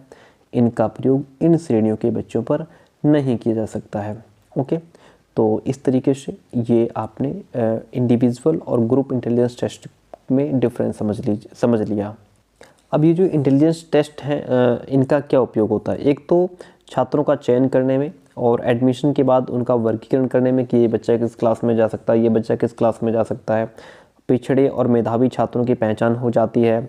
विशेष बालकों की शिक्षा व्यवस्था करने में, समस्यात्मक छात्रों के निदान और उपचार करने में, शैक्षिक समस्याओं के निदान उपचार करने में, छात्रों के मानसिक स्वास्थ्य के निदान उपचार करने में, शिक्षकों के कार्यों का मूल्यांकन करने में भी इंटेलिजेंस टेस्ट का उपयोग होता है। यहाँ से आता है चैप्टर 10 जिसमें हम बात करेंगे व्यक्तित्व की, पर्सनैलिटी की। पर्सनैलिटी क्या होती है। सामान्यतः व्यक्तित्व का अर्थ जो है वो व्यक्ति के बाहरी गुणों से लगाया जाता है, यानी कि जैसा बाहर से व्यक्ति दिख रहा है उसी हिसाब से उसको हम समझ लेते हैं। हम व्यक्ति के किसी एक गुण को उसके व्यक्तित्व की संज्ञा दे देते हैं। व्यक्ति का कोई एक शील गुण जो हमें प्रभावित करता है, उसी के आधार पर हम व्यक्ति के व्यक्तित्व को डिफाइन करते हैं। अक्सर जिस व्यक्ति का शारीरिक गठन, बाहरी रूप रंग आकर्षक होता है उससे हम अच्छे व्यक्तित्व का स्वामी मान बैठते हैं, परंतु व्यक्ति के किसी एक शील गुण या एक व्यवहार को देखकर उसके व्यक्तित्व को डिफाइन करना ठीक नहीं है। निसंदेह ये गुण एक अच्छे व्यक्तित्व के लक्षण हैं, परंतु ये व्यक्ति के व्यक्तित्व का एक पक्ष मात्र होते हैं। व्यक्तित्व उसके समग्र गुणों की अभिव्यक्ति है। व्यक्तित्व की अभिव्यक्ति व्यक्ति के आचार, विचार, व्यवहार एवं उसकी गतिविधियों के द्वारा होती है। व्यक्तित्व का प्रॉपर अगर अर्थ समझेंगे तो व्यक्तित्व अंग्रेजी शब्द पर्सनैलिटी का हिंदी रूपांतरण होता है, इंग्लिश में पर्सनैलिटी कहते हैं, जो लैटिन शब्द पर्सोना से मिल करके बना है जिसका अर्थ मुखौटा या मास्क होता है। जिसे प्राचीन में ग्रीक में नाटक के जो कलाकार होते थे, कैरेक्टर, उनकी भूमिका के अकॉर्डिंग पहनकर भूमिका निभाते थे ये लोग। एंड जिस कलाकार की जैसी भूमिका होती थी वो उसी प्रकार का मुखौटा पहन लेता था, यानी नकाब पहन लेता था। इस प्रकार व्यक्ति के व्यक्तित्व का निर्धारण उसके बाहरी गुणों के आधार पर होता था, परंतु इस अर्थ को मान्यता नहीं मिल सकी और मनोवैज्ञानिकों ने इसको इसलिए सही नहीं माना क्योंकि इसमें व्यक्ति का असली चेहरा तो छिपा रहता है, नकली सामने आता है, तो उसके आधार पर हम इसका जो है व्यक्तित्व को आंक सकते हैं। मनोवैज्ञानिकों के अनुसार व्यक्ति की आंतरिक और बाहरी जितनी भी विशेषताएं, योग्यताएं होती हैं उन सबका समन्वित रूप ही व्यक्तित्व होता है। प्रत्येक व्यक्ति का व्यक्तित्व हर एक दूसरे से अलग होता है। जो कुछ भी व्यक्ति करता है वो सब उसका व्यक्तित्व है। व्यक्तित्व ही व्यक्ति की पहचान है। व्यक्तित्व व्यक्ति के व्यवहार से ही बनता है। ठीक है, ये डेफिनेशंस हैं। वुड्सवर्थ कहते हैं कि व्यक्तित्व व्यक्ति के व्यवहार की एक समग्र विशेषता है। वैलेंटाइन कहते हैं व्यक्तित्व जन्मजात और अर्जित प्रवृत्तियों का योग है। बोरिंग कहते हैं व्यक्तित्व व्यक्ति का अपने वातावरण के साथ अपूर्व और स्थायी समायोजन है। व्यक्तित्व की कुछ विशेषताएं होती हैं। एक तो शारीरिक गुण, यानी कि आकर्षक रंग, रूप, भय, वाणी, इच्छा, शारीरिक स्वास्थ्य आदि, ये सभी उसके शारीरिक गुण होते हैं। मानसिक गुण में बुद्धि, चिंतन शक्ति, तार्किक क्षमता, विचार, सृजनशीलता, ये सब मानसिक गुण होते हैं। सामाजिक में सामाजिकता, मैत्री भाव, समाज सेवा, परोपकार। संवेगात्मक में उच्च आकांक्षा, उद्देश्यपूर्णता, संतोष, आशावादी दृष्टिकोण, संवेगात्मक स्थिरता आदि संवेगात्मक गुण के अंतर्गत आते हैं। ठीक है। ये नैतिक गुण, जैसे उच्च नैतिक चरित्र होना चाहिए, दृढ़ संकल्प वाला हो। व्यक्तित्व का मापन कैसे करते हैं? व्यक्तित्व के मापन के 4 मुख्य उद्देश्य हैं। व्यक्तित्व के मापन के उद्देश्य, नंबर 1 तो व्यक्तित्व को समझना है, उसके बारे में भविष्यवाणी करना है, यदि आवश्यक है तो उसमें परिवर्तन भी लाना है। व्यक्ति की समस्याओं को जानने और उनको दूर करने के लिए व्यक्तित्व का मापन भी आवश्यक होता है। मनोवैज्ञानिकों ने व्यक्तित्व मापन की मुख्य 4 विधियां बताई हैं। व्यक्तिगत, वस्तुनिष्ठ, प्रक्षेपण और मनोविश्लेषणात्मक।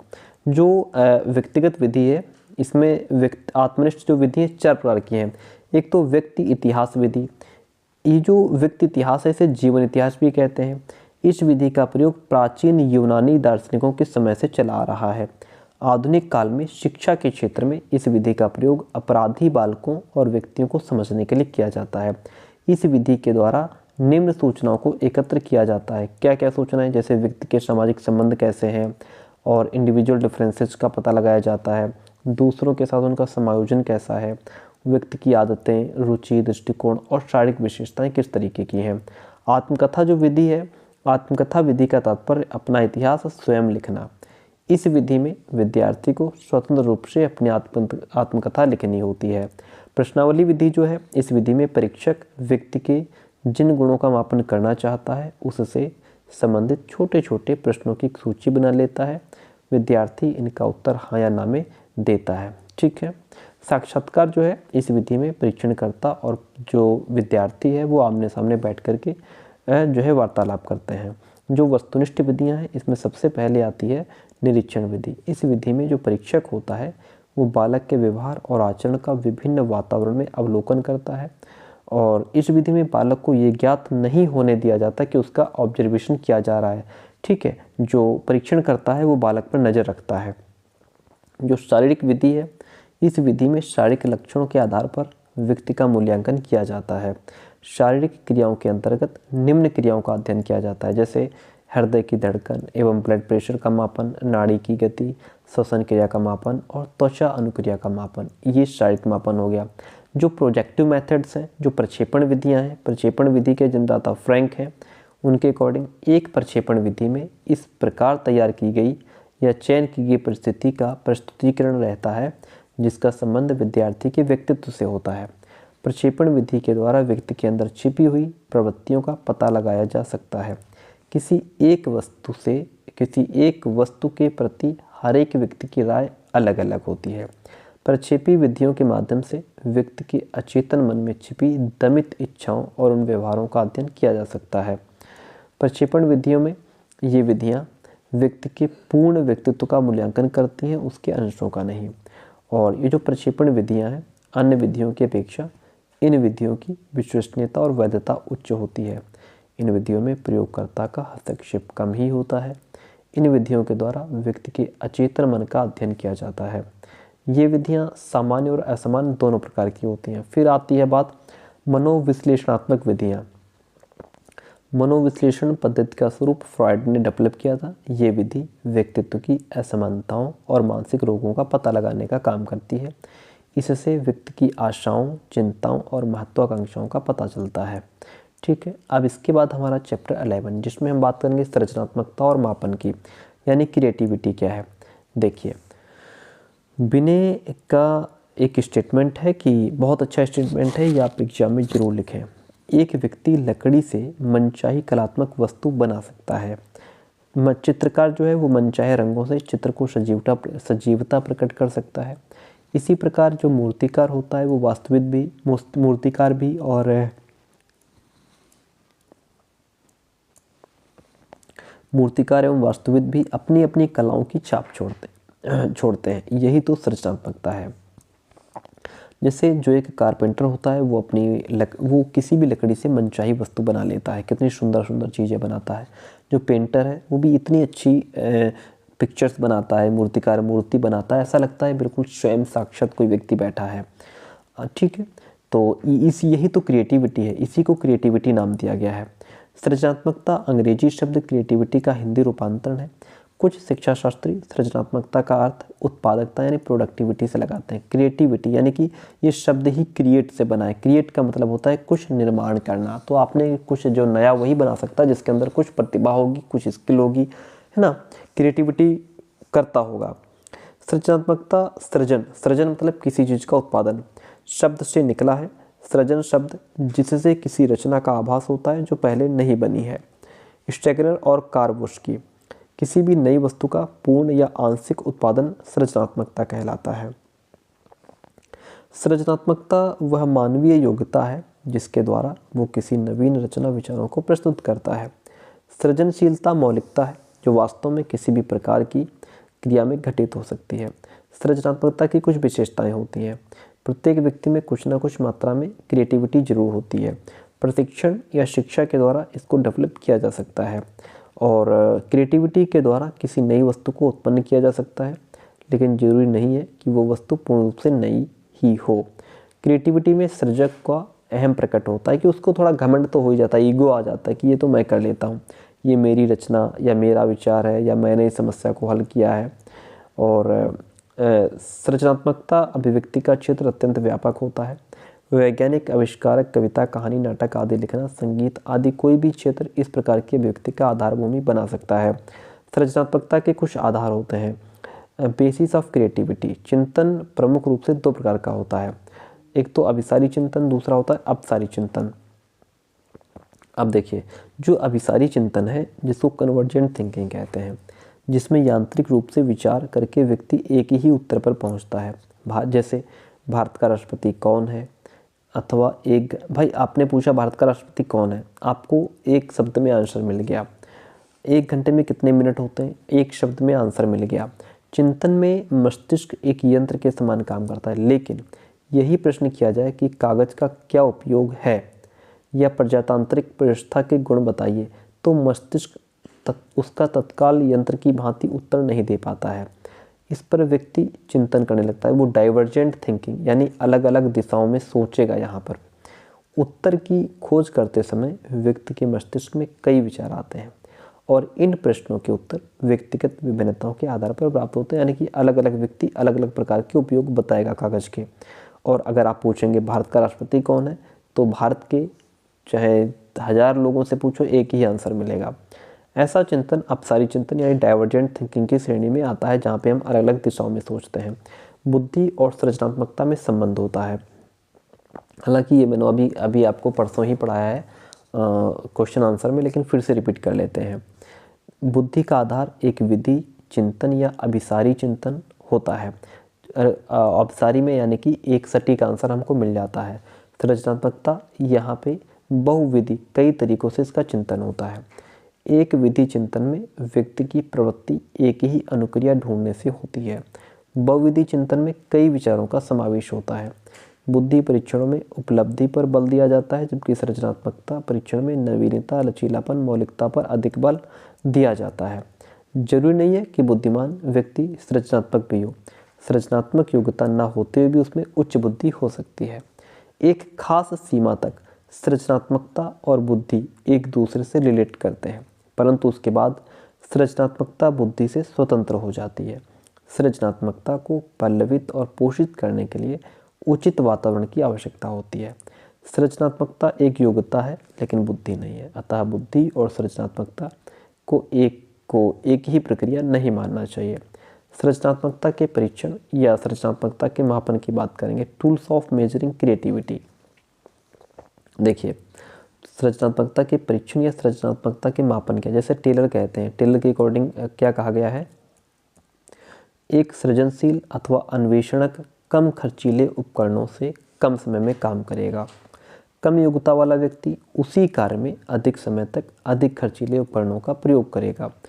अन्य मानसिक क्रियाओं के मापन की अपेक्षा सृजनात्मक चिंतन का मापन एक जटिल काम हो जाता है, क्योंकि यहाँ पे सृजनात्मक चिंतन है, क्योंकि ये योग्यता स्वयं में बहुत ही अनूठी, अस्पष्ट, जटिल और व्यापक होती है, क्योंकि इसमें कई गुणों और योग्यताओं का समावेश होता है। अतः किसी एक परीक्षण के द्वारा व्यक्ति की सृजनात्मकता को कदापि नहीं मापा जा सकता और इतिहास में संभवतः कभी भी सृजनात्मकता को उतने अच्छे स्तर पर नहीं पहचाना गया जितना कि आज। आज का प्रतियोगी समाज एवं संसार सृजनशील मस्तिष्क चाहता है। सबसे पहले गिलफोर्ड ने सृजनात्मकता के मापन का कॉन्सेप्ट दिया था और उसने सृजनात्मकता के मापन के लिए कई परीक्षण भी तैयार किए थे। अब इसके बाद आता है सृजनात्मकता के प्रकार, टाइप्स ऑफ क्रिएटिविटी टेस्ट। सामान्यतः 3 प्रकार के सृजनात्मक परीक्षण हैं, शाब्दिक सृजनात्मक, अशाब्दिक और शाब्दिक अशाब्दिक, जिसमें दोनों का मिश्रण है। शाब्दिक जो होता है जिसको वर्बल टेस्ट कहते हैं, समस्या जांच परीक्षण 8 मिनट का इसमें समय होता है। यह एक शाब्दिक परीक्षण होता है। इसे क्या है कि इसे व्यक्तिगत एवं सामूहिक दोनों रूपों में प्रशासित किया जाता है और इस परीक्षण में 4 वस्तुएं आती हैं, जूते, पेन, कुर्सी, पोस्ट कार्ड। ठीक है।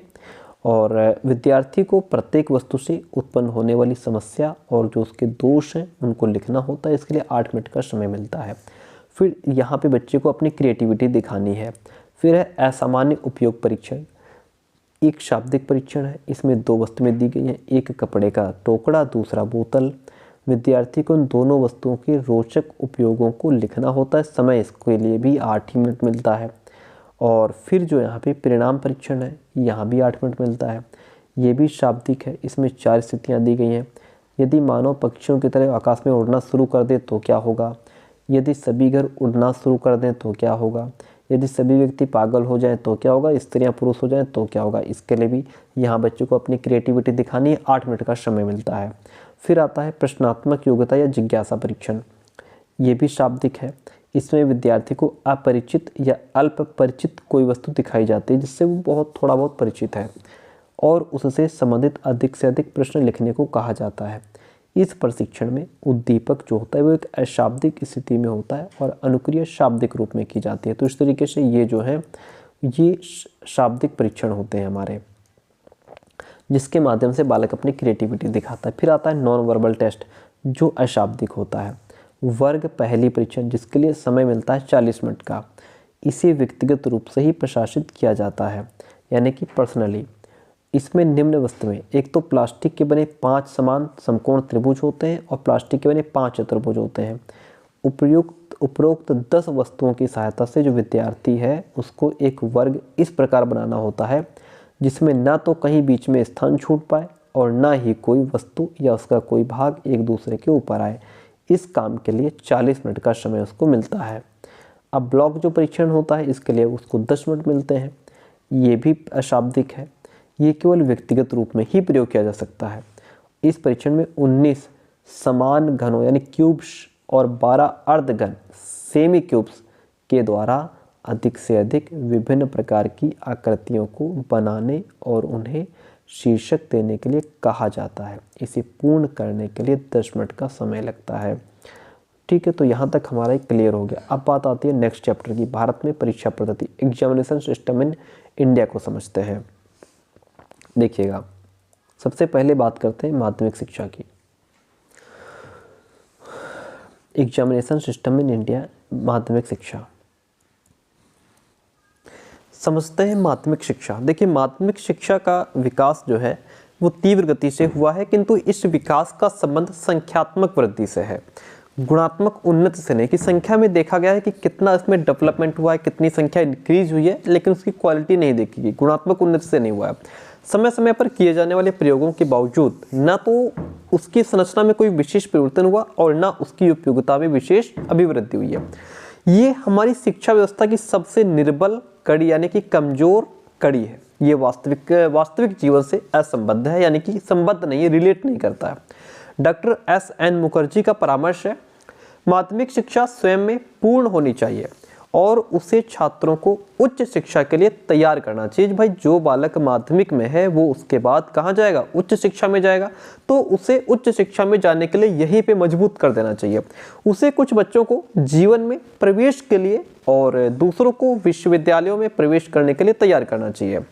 इसके बाद बात आती है माध्यमिक शिक्षा के विस्तार एवं गुणात्मक विकास के लिए विभिन्न जैसे कार्यक्रम हो गए। छात्राओं के लिए हॉस्टल सुविधाओं का विकास किया जाए जिससे इसमें इम्प्रूवमेंट हो सके, डेवलपमेंट हो सके। ठीक है, बालक अपने इन फ्यूचर के लिए वो तैयार हो सके। राष्ट्रीय खुला विद्यालय हो गया। जो राष्ट्रीय खुला विद्यालय है, इस स्कूल की स्थापना 1986 की राष्ट्रीय शिक्षा नीति के तहत नवंबर 1989 में एक स्वायत्त संगठन के रूप में भारत सरकार के मानव संसाधन विकास मंत्रालय ने की थी। इसका उद्देश्य स्कूली शिक्षा पूरी न कर पाने वालों और नियमित कक्षाओं में जाने में असमर्थ लोगों को शिक्षा उपलब्ध कराना था। राष्ट्रीय ओपन स्कूल ने 6 से 14 वर्ष तक की आयु के स्कूल न जाने वाले बच्चों और प्रौढ़ छात्रों के लिए प्रारंभिक शिक्षा योजना प्रारंभ किया।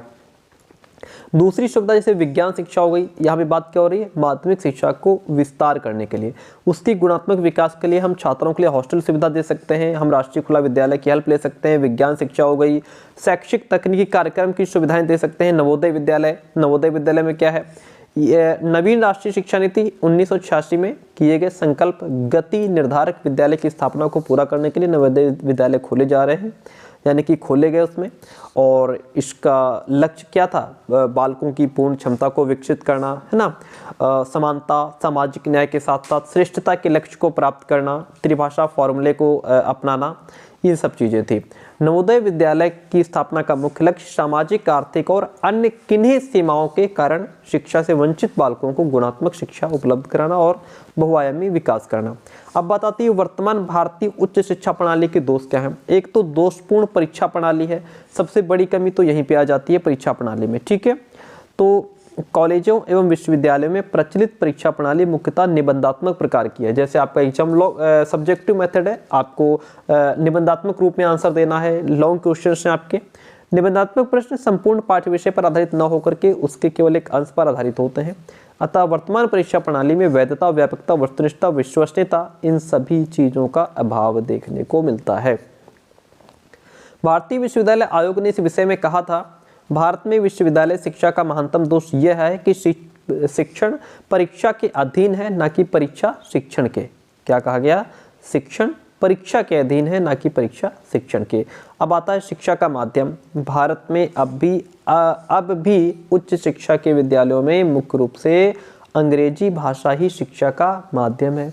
कुंजरू समिति ने यह प्रस्तावित किया था कि प्रचलित अंग्रेजी भाषा को परिवर्तित करके माध्यम के रूप में राष्ट्रभाषा हिंदी अथवा कोई अन्य भारतीय भाषा अपनाई जाए।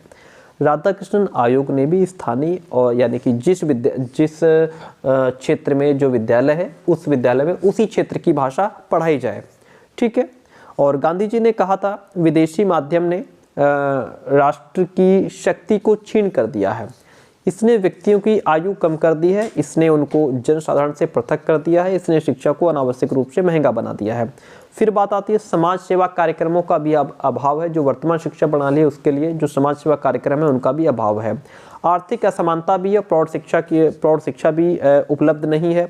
निर्देशन और परामर्श का अभाव है, कौन सा बच्चा किस सब्जेक्ट को लेकर के फ्यूचर में वो अच्छा कर सकता है, इन सब चीज़ों का अभाव है। छात्र अनुशासनहीनता भी इसका एक मुख्य कारण है। उच्च शिक्षा की समस्याओं का समाधान, जो उच्च शिक्षा है उसकी प्रॉब्लम्स को कैसे सॉल्व किया जाए।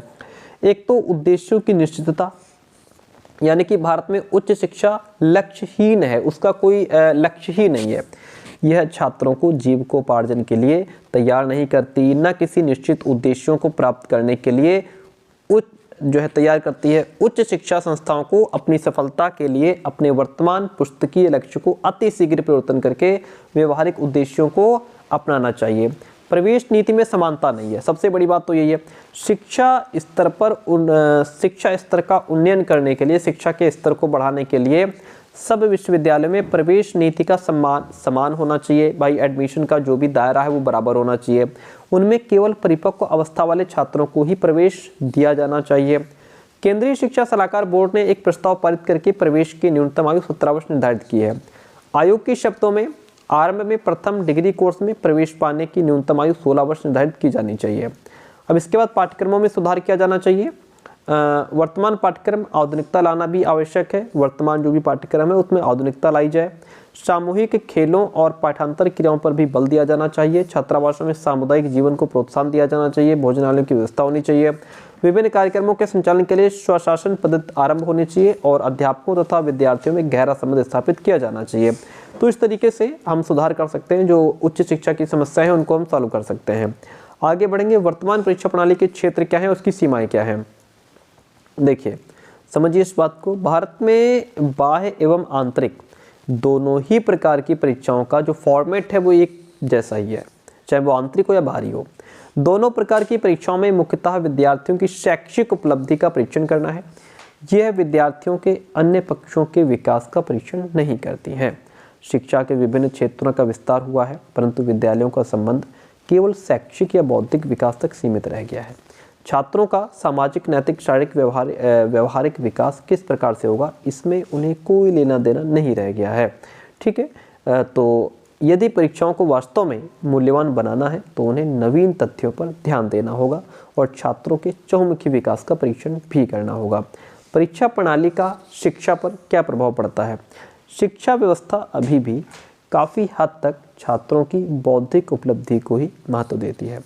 इसके परिणाम स्वरूप संपूर्ण शिक्षा प्रणाली प्रभावित होती है। इससे परीक्षा प्रणाली भी प्रभावित होती है। परीक्षा न केवल शिक्षा की सामग्री का निर्धारण करती है, वरन यह शिक्षण विधियों का भी निर्धारण करती है। इससे संपूर्ण विद्यालय प्रभावित होता है। वर्तमान परीक्षा प्रणाली को सुधारने के लिए पहली बात तो यह सतत और व्यापक, यानी कि निरंतर मूल्यांकन करना चाहिए, प्लस बड़े स्तर पर मूल्यांकन करना चाहिए, जिससे छात्र का हर स्तर का, चाहे सामाजिक, धार्मिक, आर्थिक, राजनीतिक, हर तरीके का उसका मूल्यांकन किया जाना चाहिए। सेमेस्टर परीक्षा प्रणाली आपकी अपनाई जानी चाहिए जो चल रही है। ऑनलाइन परीक्षा, ग्रेडिंग सिस्टम, ये सब बहुत इंपॉर्टेंट चीज़ें हैं। अब आपकी जो लास्ट यूनिट है, यूनिट नंबर 4, चैप्टर नंबर 13 आता है स्टैटिक्स इन एजुकेशन, यानी शिक्षा में सांख्यिकी, इसका क्या यूज है, कैसे क्या काम करती है, ये आइए समझते हैं। मनोविज्ञान और शिक्षा शास्त्र में सांख्यिकी का बहुत अधिक महत्व है। इसके द्वारा प्रयोगों से अनुमान की अनिश्चितता के दायरे में निश्चित और सही कथन किए जा सकते हैं। 17वीं और 18वीं शताब्दी में आर्थिक, राजनीतिक एवं सामाजिक स्थितियों को ज्ञात करने के लिए सांख्यिकी का बहुत अधिक प्रयोग होने लगा। जॉन ग्राउंट ने इंग्लैंड में बीमा और वित्त संबंधी आंकड़ों को सारबद्ध करने के लिए अर्धगणितीय विधियों का उपयोग किया, जो वास्तव में वर्तमान सांख्यिकी का आरंभिक रूप था। सांख्यिकी का अर्थ क्या होता है, इसको थोड़ा डीप से समझते हैं। देखिएगा, सांख्यिकी का शाब्दिक अर्थ है संख्याओं से संबंधित। सांख्यिकी का मतलब संख्याओं से संबंधित, रिलेटेड टू नंबर्स। सांख्यिकी अंग्रेजी के स्टैटिक्स का हिंदी रूपांतरण है, जिसका शाब्दिक अर्थ होता है राज्य से संबंधित। इस प्रकार स्टेट से स्टेटिक्स की उत्पत्ति हुई। किससे? स्टेट माने होता है राज्य, चूंकि ये राज्य से संबंधित है तो स्टेट से बना हमारा स्टेटिक्स। प्राचीन काल में अरस्तु ने विभिन्न राज्यों के 158 विवरण लिखे, जो धर्म, विज्ञान, कला, सैनिक शक्ति, प्रशासन एवं इतिहास से संबंधित थे, जिसमें सांख्यिकी का प्रयोग किया गया। उस समय सांख्यिकी का अर्थ राजनैतिक गणित से लिया जाता था। किससे? राजनैतिक गणित से। लॉविट के अकॉर्डिंग कहा गया है कि सांख्यिकी वह विज्ञान है जो घटनाओं की व्याख्या, उनका वर्णन तथा उनकी तुलना करने के लिए आवश्यक आंकिक तथ्यों के संग्रह, वर्गीकरण एवं सारणीयन से संबंध रखता है। गिलफोर्ड के अकॉर्डिंग कहा गया है कि सांख्यिकी गणित की एक शाखा है। सांख्यिकी जो है, it is the part of maths, जिसका संबंध अंकों की गणना से होता है। शिक्षा में सांख्यिकी किस तरीके से लाभदायक है, आपसे क्वेश्चन पूछा जा सकता है। Very important topic, statics in education. देखिएगा, समझिए इस बात को। वर्तमान में सांख्यिकी का प्रयोग जीवन के विभिन्न क्षेत्रों, चाहे वो वाणिज्य हो, उद्योग, भौतिक विज्ञान, रसायन विज्ञान, जीव विज्ञान, चिकित्सा विज्ञान, कृषि, मनोविज्ञान, समाजशास्त्र, अर्थशास्त्र, राजनीति शास्त्र आदि में किया जाता है। शिक्षा के क्षेत्र में इसका प्रयोग अनेक शैक्षिक समस्याओं एवं उनके समाधान के लिए किया जाता है। शिक्षा के क्षेत्र में सांख्यिकी के इस प्रयोग को शैक्षिक सांख्यिकी की संज्ञा दी जाती है, जिसका अर्थ है शैक्षिक सांख्यिकी की शिक्षा की समस्याओं की व्याख्या करने में सांख्यिकी का प्रयोग होना। शिक्षा के क्षेत्र में सांख्यिकी के उद्देश्य क्या होते हैं? देखिए, शैक्षिक नियोजन के लिए संबंधित आंकड़ों का संकलन, वर्गीकरण, सारणीयन और उनकी व्याख्या करना, ये जो है सांख्यिकी का उद्देश्य और काम होता है। छात्रों के संबंध में जो भी डाटा कलेक्ट है, प्राप्त हुआ है, उसके आधार पर उनका वर्गीकरण करना, छात्रों के लिए निर्मित परीक्षण एवं उनके पदों की व्याख्या करना, परीक्षण एवं उनके पदों की वैधता और विश्वसनीयता की जांच करना, छात्रों द्वारा विभिन्न परीक्षणों एवं परीक्षाओं में प्राप्त अंकों की व्याख्या करना, छात्रों के बीच तुलना करना, ये सभी काम किसके हैं? सांख्यिकी के हैं। शिक्षा के क्षेत्र में सांख्यिकी की उपयोगिता, आवश्यकता, महत्व। नंबर 1 तो शैक्षिक नियोजन के लिए उपयोगी है ये। शिक्षा के छात्र में योजना बनाते समय अनेक तथ्यों की आवश्यकता होती है। जैसे छात्रों की संख्या, उनके लिए उपलब्ध विद्यालयों एवं अध्यापकों की संख्या, उन पर होने वाला व्यय और इसके लिए विभिन्न स्रोतों से प्राप्त होने वाली धनराशि आदि के लिए सांख्यिकी की आवश्यकता पड़ती है। शैक्षिक प्रशासन में उपयोगी होता है। शिक्षा के प्रशासनिक क्षेत्र से संबंधित किसी भी समस्या की जानकारी सांख्यिकी के आधार पर ही प्राप्त की जा सकती है। सरकार के समक्ष शैक्षिक समस्याओं से संबंधित आंकड़े और उनकी व्याख्या भी इसी आधार पर प्रस्तुत की जाती है। विद्यालय प्रबंध एवं प्रशासन में उपयोगी होता है ये। विद्यालय के वार्षिक बजट बनाने और उनकी विभिन्न योजनाओं के निर्माण में भी इसकी अति आवश्यकता पड़ती है। बजट के लिए वार्षिक आय और व्यय का जो ब्यौरा है वो जरूरी है, जो सांख्यिकी के प्रयोग द्वारा ही पॉसिबल है। परीक्षा की वैधता और विश्वसनीयता, जो एग्जाम में कितना वैलिड है, कितनी रिलायबिलिटी है उसके अंदर, इसकी जांच के लिए प्रयोग होता है। छात्रों के प्राप्तांकों की व्याख्या करने के लिए भी सांख्यिकी का प्रयोग किया जाता है। छात्रों के विषय में भविष्यवाणी करने के लिए भी सांख्यिकी का प्रयोग होता है। इसकी आवश्यकता, महत्व और उपयोगिता होती है। नेक्स्ट बात करेंगे सांख्यिकी में प्रयुक्त होने वाले मुख्य पद। सांख्यिकी में प्रयुक्त होने वाले जो मुख्य पद हैं, इसमें एक तो चर होता है जिसको वेरिएबल कहते हैं। जो वेरिएबल है ये वे अवस्थाएं या विशेषताएं हैं जिनको अनुसंधानकर्ता अपने अध्ययन में परिचालित, व्यवस्थित, नियंत्रित या अवलोकन करता है। ये चर विभिन्न वस्तुओं या व्यक्तियों में विभिन्न मात्रा में पाए जाते हैं। उदाहरण के लिए बुद्धि, व्यक्तित्व आदि। आंकड़े की बात करें, डाटा किसी भी वस्तु, व्यक्ति अथवा क्रिया की विशेषताओं के संबंध में वैज्ञानिक परीक्षणों अथवा अन्य साधनों के द्वारा जो सामग्री प्राप्त होती है उसे आंकड़ा अथवा प्रदत्त कहते हैं। इस कोर्स की बात करें तो प्राप्तांक वो संख्या है जो किसी वस्तु या व्यक्ति की विशेषता की मात्रा ज्ञात करती है। नेक्स्ट है फ्रीक्वेंसी। किन्हीं आंकड़ों में जो प्राप्तांक जितनी बार सम्मिलित होता है वह संख्या उस प्राप्तांक की आवृत्ति कहलाती है। जैसे 1 2 3 है ना, 1 फिर 2 2 फिर 3 है, फिर 4 4 4 फिर 6। आवृत्ति मतलब इंग्लिश में इसको क्या कहेंगे, फ्रीक्वेंसी या रिवीजन, बार बार उसका है ना रिपीट होना। उपरोक्त प्राप्तांकों में 2 4 7 की आवृत्ति के अनुसार 2 3 3 बार हुई है। यही हमारी क्या है, फ्रीक्वेंसी है। ठीक है। नेक्स्ट वन है सांख्यिकी में प्रयुक्त होने वाले जो महत्वपूर्ण संकेत होते हैं। किस संकेत का क्या मतलब होता है। गणित की भांति सांख्यिकी में भी योग के लिए प्लस, ऋण के लिए माइनस, गुणा के लिए मल्टीप्लाई आदि चिन्हों का प्रयोग करते हैं। ठीक है। इसके अतिरिक्त और भी होते हैं सिंबल्स जिनका हम प्रयोग करते हैं।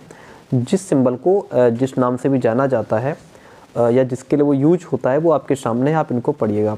नेक्स्ट चैप्टर हमारा 14 केंद्रीय प्रवृत्ति के माप, मेजर्स ऑफ सेंट्रल टेंडेंसी क्या होती है। देखिए, प्रायः जब किसी भी समूह की प्रवृत्ति को, क्या लिखा है, अक्सर जब किसी भी समूह की प्रवृत्ति को जानने के लिए केवल एक ही मापक की सहायता लेनी पड़े तब इस प्रकार की मान्यता को ही केंद्रीय प्रवृत्ति के नाम से जाना जाता है। केंद्रीय प्रवृत्ति के माप को अक्सर औसत कहते हैं। क्या कहते हैं, औसत कहते हैं। सिम्पसन और कोफ्का के अकॉर्डिंग एक केंद्रीय प्रवृत्ति का माप वो विशिष्ट मूल्य है जिसमें चहुं और अन्य अंक संगठित होते हैं या जो अंक को 2 भागों में विभाजित करता है। रॉस के अनुसार प्राप्तांकों के समूह में एक ऐसा प्राप्तांक है जिसके आसपास अन्य प्राप्तांक केंद्रित होते हैं। यह वह मूल्य है जो संपूर्ण प्राप्तांक का प्रतिनिधित्व करता है। केंद्रीय प्रवृत्ति के मापक 3 प्रकार के होते हैं, मध्य या मध्यमान या औसतांक, मध्यांक यानी मीडियन या माध्यिका, फिर है बहुलांक यानी मोड। ओके। अब बात आती है मध्यमान की यानी मीन की। केंद्रीय प्रवृत्ति के मापों में सबसे अधिक विश्वसनीय और स्थिर माप मध्यमान ही होती है, जिसे गणित में एवरेज कहते हैं। उसी को सांख्यिकी में मध्यमान कहा जाता है। किसी अंक सामग्री के समस्त अंकों के योग को उन अंकों की संख्या से भाग देने पर जो भागफल प्राप्त होता है उसे मध्यमान कहा जाता है। फर्ग्यूसन के अकॉर्डिंग डिफाइन किया गया है, मध्यमान वो मान है जो संख्याओं के योग को उनकी संख्या से भाग देने पर प्राप्त होता है। आगे बढ़ेंगे। FC मिल्स के अकॉर्डिंग कहा गया है, माध्य किसी वितरण का संतुलन केंद्र है। जॉन ग्रिफिन सांख्यिकी अर्थ में माध्य में केंद्रीय मूल्य का मापक माना जाता है।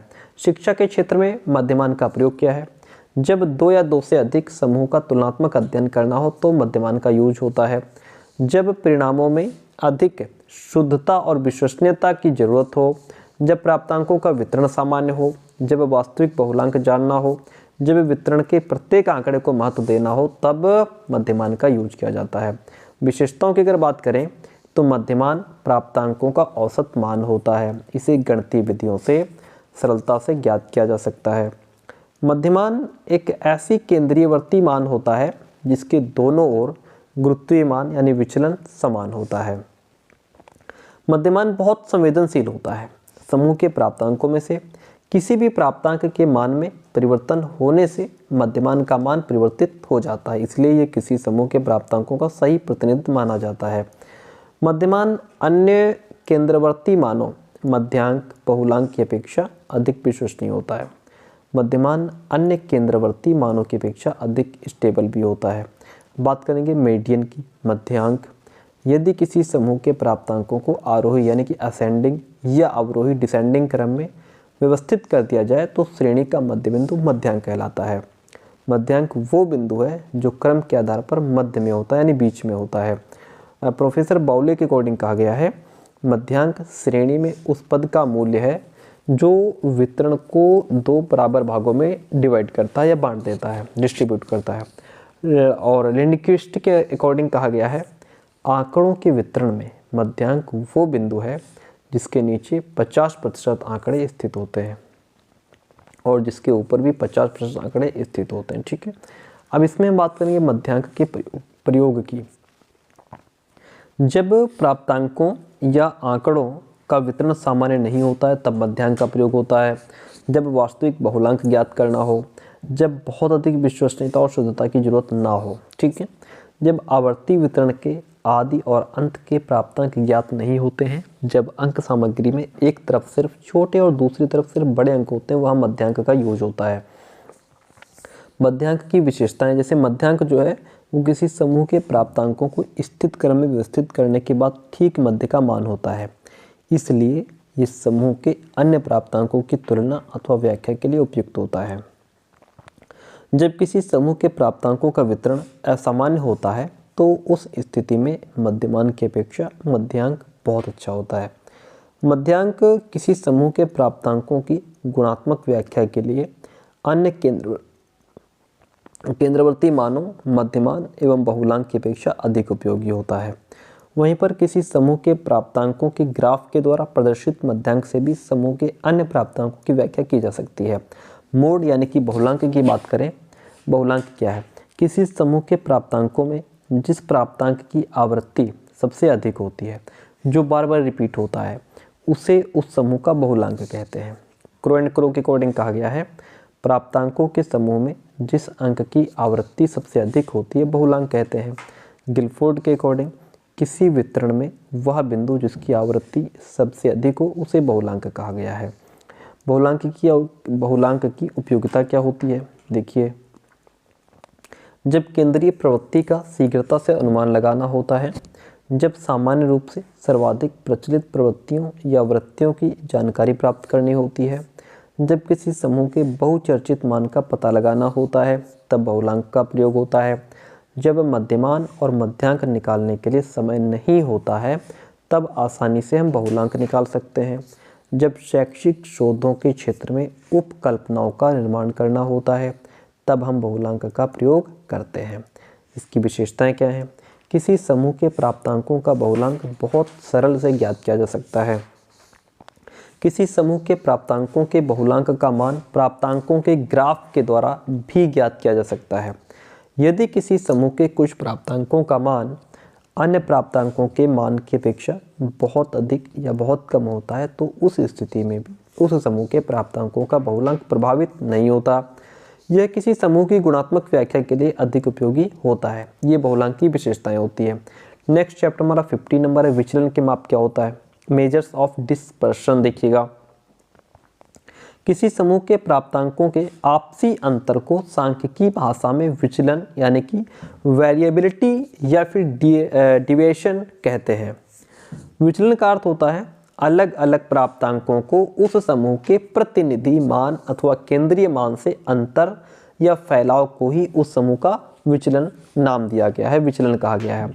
बोरिंग, लैंगफील्ड एवं वेल्ड के अकॉर्डिंग विचलन के मापक हमें ये बताते हैं कि आंकड़े अपने मध्यमान से कितनी दूरी तक फैले हुए हैं।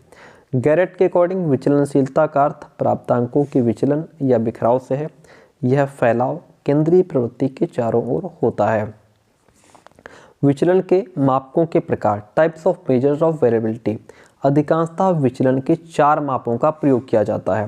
पहला है प्रसार, दूसरा है चतुर्थांश विचलन, फिर आता है माध्य विचलन और उसके बाद मानक विचलन। ये 4 मापों का प्रयोग किया जाता है। विचलन के सभी मापों में विचलन के सभी मापों में प्रसार जो है वो सबसे सरल माप है। किसी भी वितरण में अधिकतम अंक तथा न्यूनतम के अंतर को प्रसार कहते हैं। इसका जो चिन्ह है वो R होता है। प्रसार इक्वल्स टू अधिकतम अंक माइनस न्यूनतम अंक, तो R equals to highest score minus lowest score होता है। उदाहरण के तौर पर ये नीचे उसको डिटेल में दिया गया है। चतुर्थांश विचलन की बात करेंगे। चतुर्थांश विचलन विस्तार या प्रसार विचलन का एक सुधरा हुआ रूप होता है। इसे अर्ध अंतर चतुर्थक विस्तार यानी सेमी इंटरक्वार्टाइल रेंज भी कहा जाता है। इसमें बीच के 50% अंकों को महत्व दिया जाता है। वितरण के ऊपर के 25% तथा वितरण के नीचे के 25% अंकों को महत्व नहीं दिया जाता।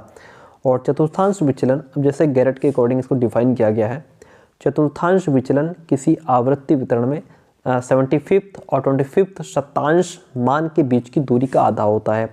वहीं पर स्किनर कहते हैं कि चतुर्थांश वे 3 बिंदु हैं जो प्राप्तांकों के वितरण को 4 बराबर भागों में डिवाइड करते हैं। ओडेल के अकॉर्डिंग चतुर्थांश विचलन या अर्ध अंतर चतुर्थांश प्रसार प्रथम और तृतीय चतुर्थांशों के बीच की जो है आधी दूरी होती है। इसका प्रयोग क्या होता है? प्रसार की भांति इसकी भी गणना एवं व्याख्या सरलता से की जा सकती है। जब केंद्रीय प्रवृत्ति के माप के रूप में मध्यांक ज्ञात किया जाता है तो विचलन के माप के रूप में क्यों ज्ञात किया जाता है? जब मध्यांक के आसपास के प्राप्तांक अधिक महत्वपूर्ण हो तो Q1 की गणना की जाती है। यहाँ पे जो Q है, यहाँ पे Q लिखा है। देखिए, इस Q का मतलब है कि जब केंद्रीय प्रवृत्ति के माप के रूप में मध्यांक ज्ञात किया जाता है तो विचलन के माप के रूप में Q ज्ञात किया जाता है। Q, ठीक है। जब आवर्ती वितरण अपूर्ण हो या इसका अंत अनिश्चित हो तो वितरण के माप के रूप में Q, यहाँ पे Q2 की गणना की जाती है। ओके, अब देखिए मध्यमान विचलन या औसत विचलन क्या होता है? मध्यमान विचलन को औसत विचलन भी कहा गया है। किसी समूह के प्राप्तांकों के विचलन को विस्तार की अपेक्षा बेहतर रूप में प्राप्त करने के लिए उस समूह के माध्यम को आधार मान करके उससे प्राप्तांकों के विचलन के औसत को लिया जाता है और उसे मध्यमान विचलन कहा जाता है। किसी समूह के प्राप्तांकों के मध्यमान से विचलनों के औसत को मध्यमान कहा गया है। यहाँ पे गैरेट के अनुसार इसको डिफाइन किया गया है। औसत विचलन या मध्यमान विचलन किसी अंक श्रृंखला में सभी विभिन्न प्राप्तांकों का उनके मध्यमान से विचलन औसत होता है। ठीक है। नेक्स्ट हेडिंग है मध्यमान विचलन का उपयोग एवं महत्व। जो मध्यमान विचलन है इसका उपयोग क्या होता है? जब आवृत्ति वितरण में पर्याप्त विक्षेप या विषमता हो अथवा प्राप्तांकों का वितरण असामान्य हो तब विचलन के उपयुक्त मान के रूप में मध्यमान विचलन की गणना करते हैं। जब हमें अधिक विश्वसनीय विचलन की माप की आवश्यकता हो तब मध्यमान विचलन का उपयोग होता है। जब वितरण के कुछ प्राप्तांक अन्य प्राप्तांकों की तुलना में काफ़ी बड़े हों तो प्रामाणिक विचलन की गणना नहीं की जाती है। ऐसी स्थिति में विचलन की दिशा नहीं के माप के रूप में माध्य विचलन की गणना करना अधिक उपयोगी होता है।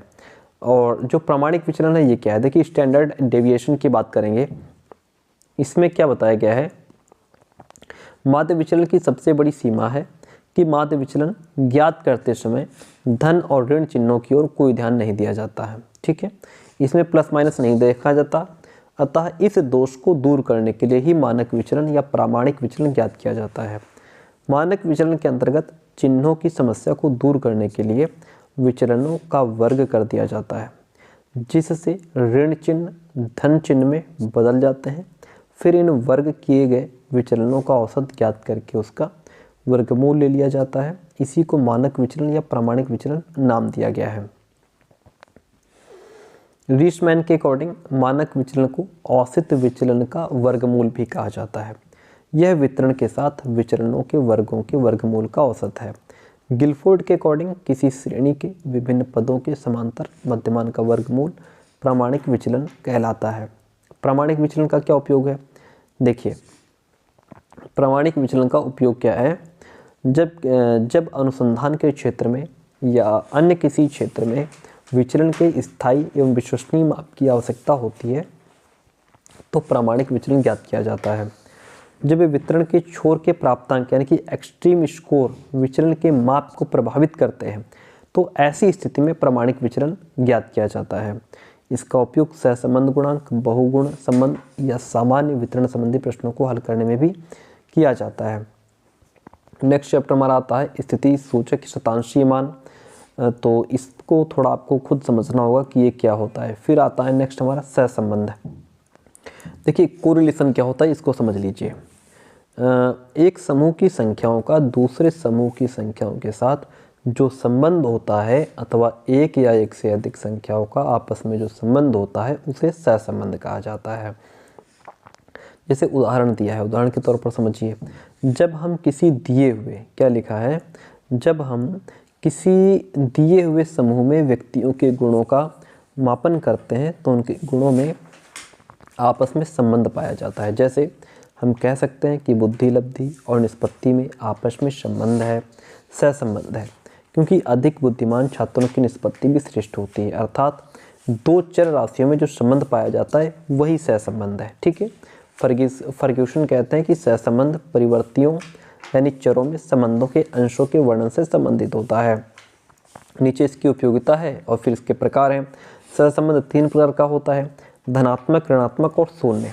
ठीक है, और अब इसमें जैसे जो धनात्मक होता है, यदि एक चर में वृद्धि करने पर दूसरे चर में वृद्धि होती है अथवा उस चर के घटने से दूसरे चर में भी कमी होती है तो दोनों चरों के बीच धनात्मक सहसंबंध पाया जाता है। ठीक है, ऋणात्मक में क्या होता है, जब एक चर राशि के बढ़ने से दूसरी चर राशि घटने लगे या एक चर राशि के घटने से दूसरी बढ़े तो यहाँ पे ऋणात्मक सहसंबंध होता है। और जो शून्य है, जब किसी चर राशि के घटने बढ़ने पर दूसरे पर कोई प्रभाव ना पड़े वहाँ शून्य होता है। फिर जो सहसंबंध गुणांक क्या होता है, सहसंबंध गुणांक एक संख्या है जो ये व्यक्त करती है कि दो चरों के बीच संबंध की क्या सीमा या मात्रा है।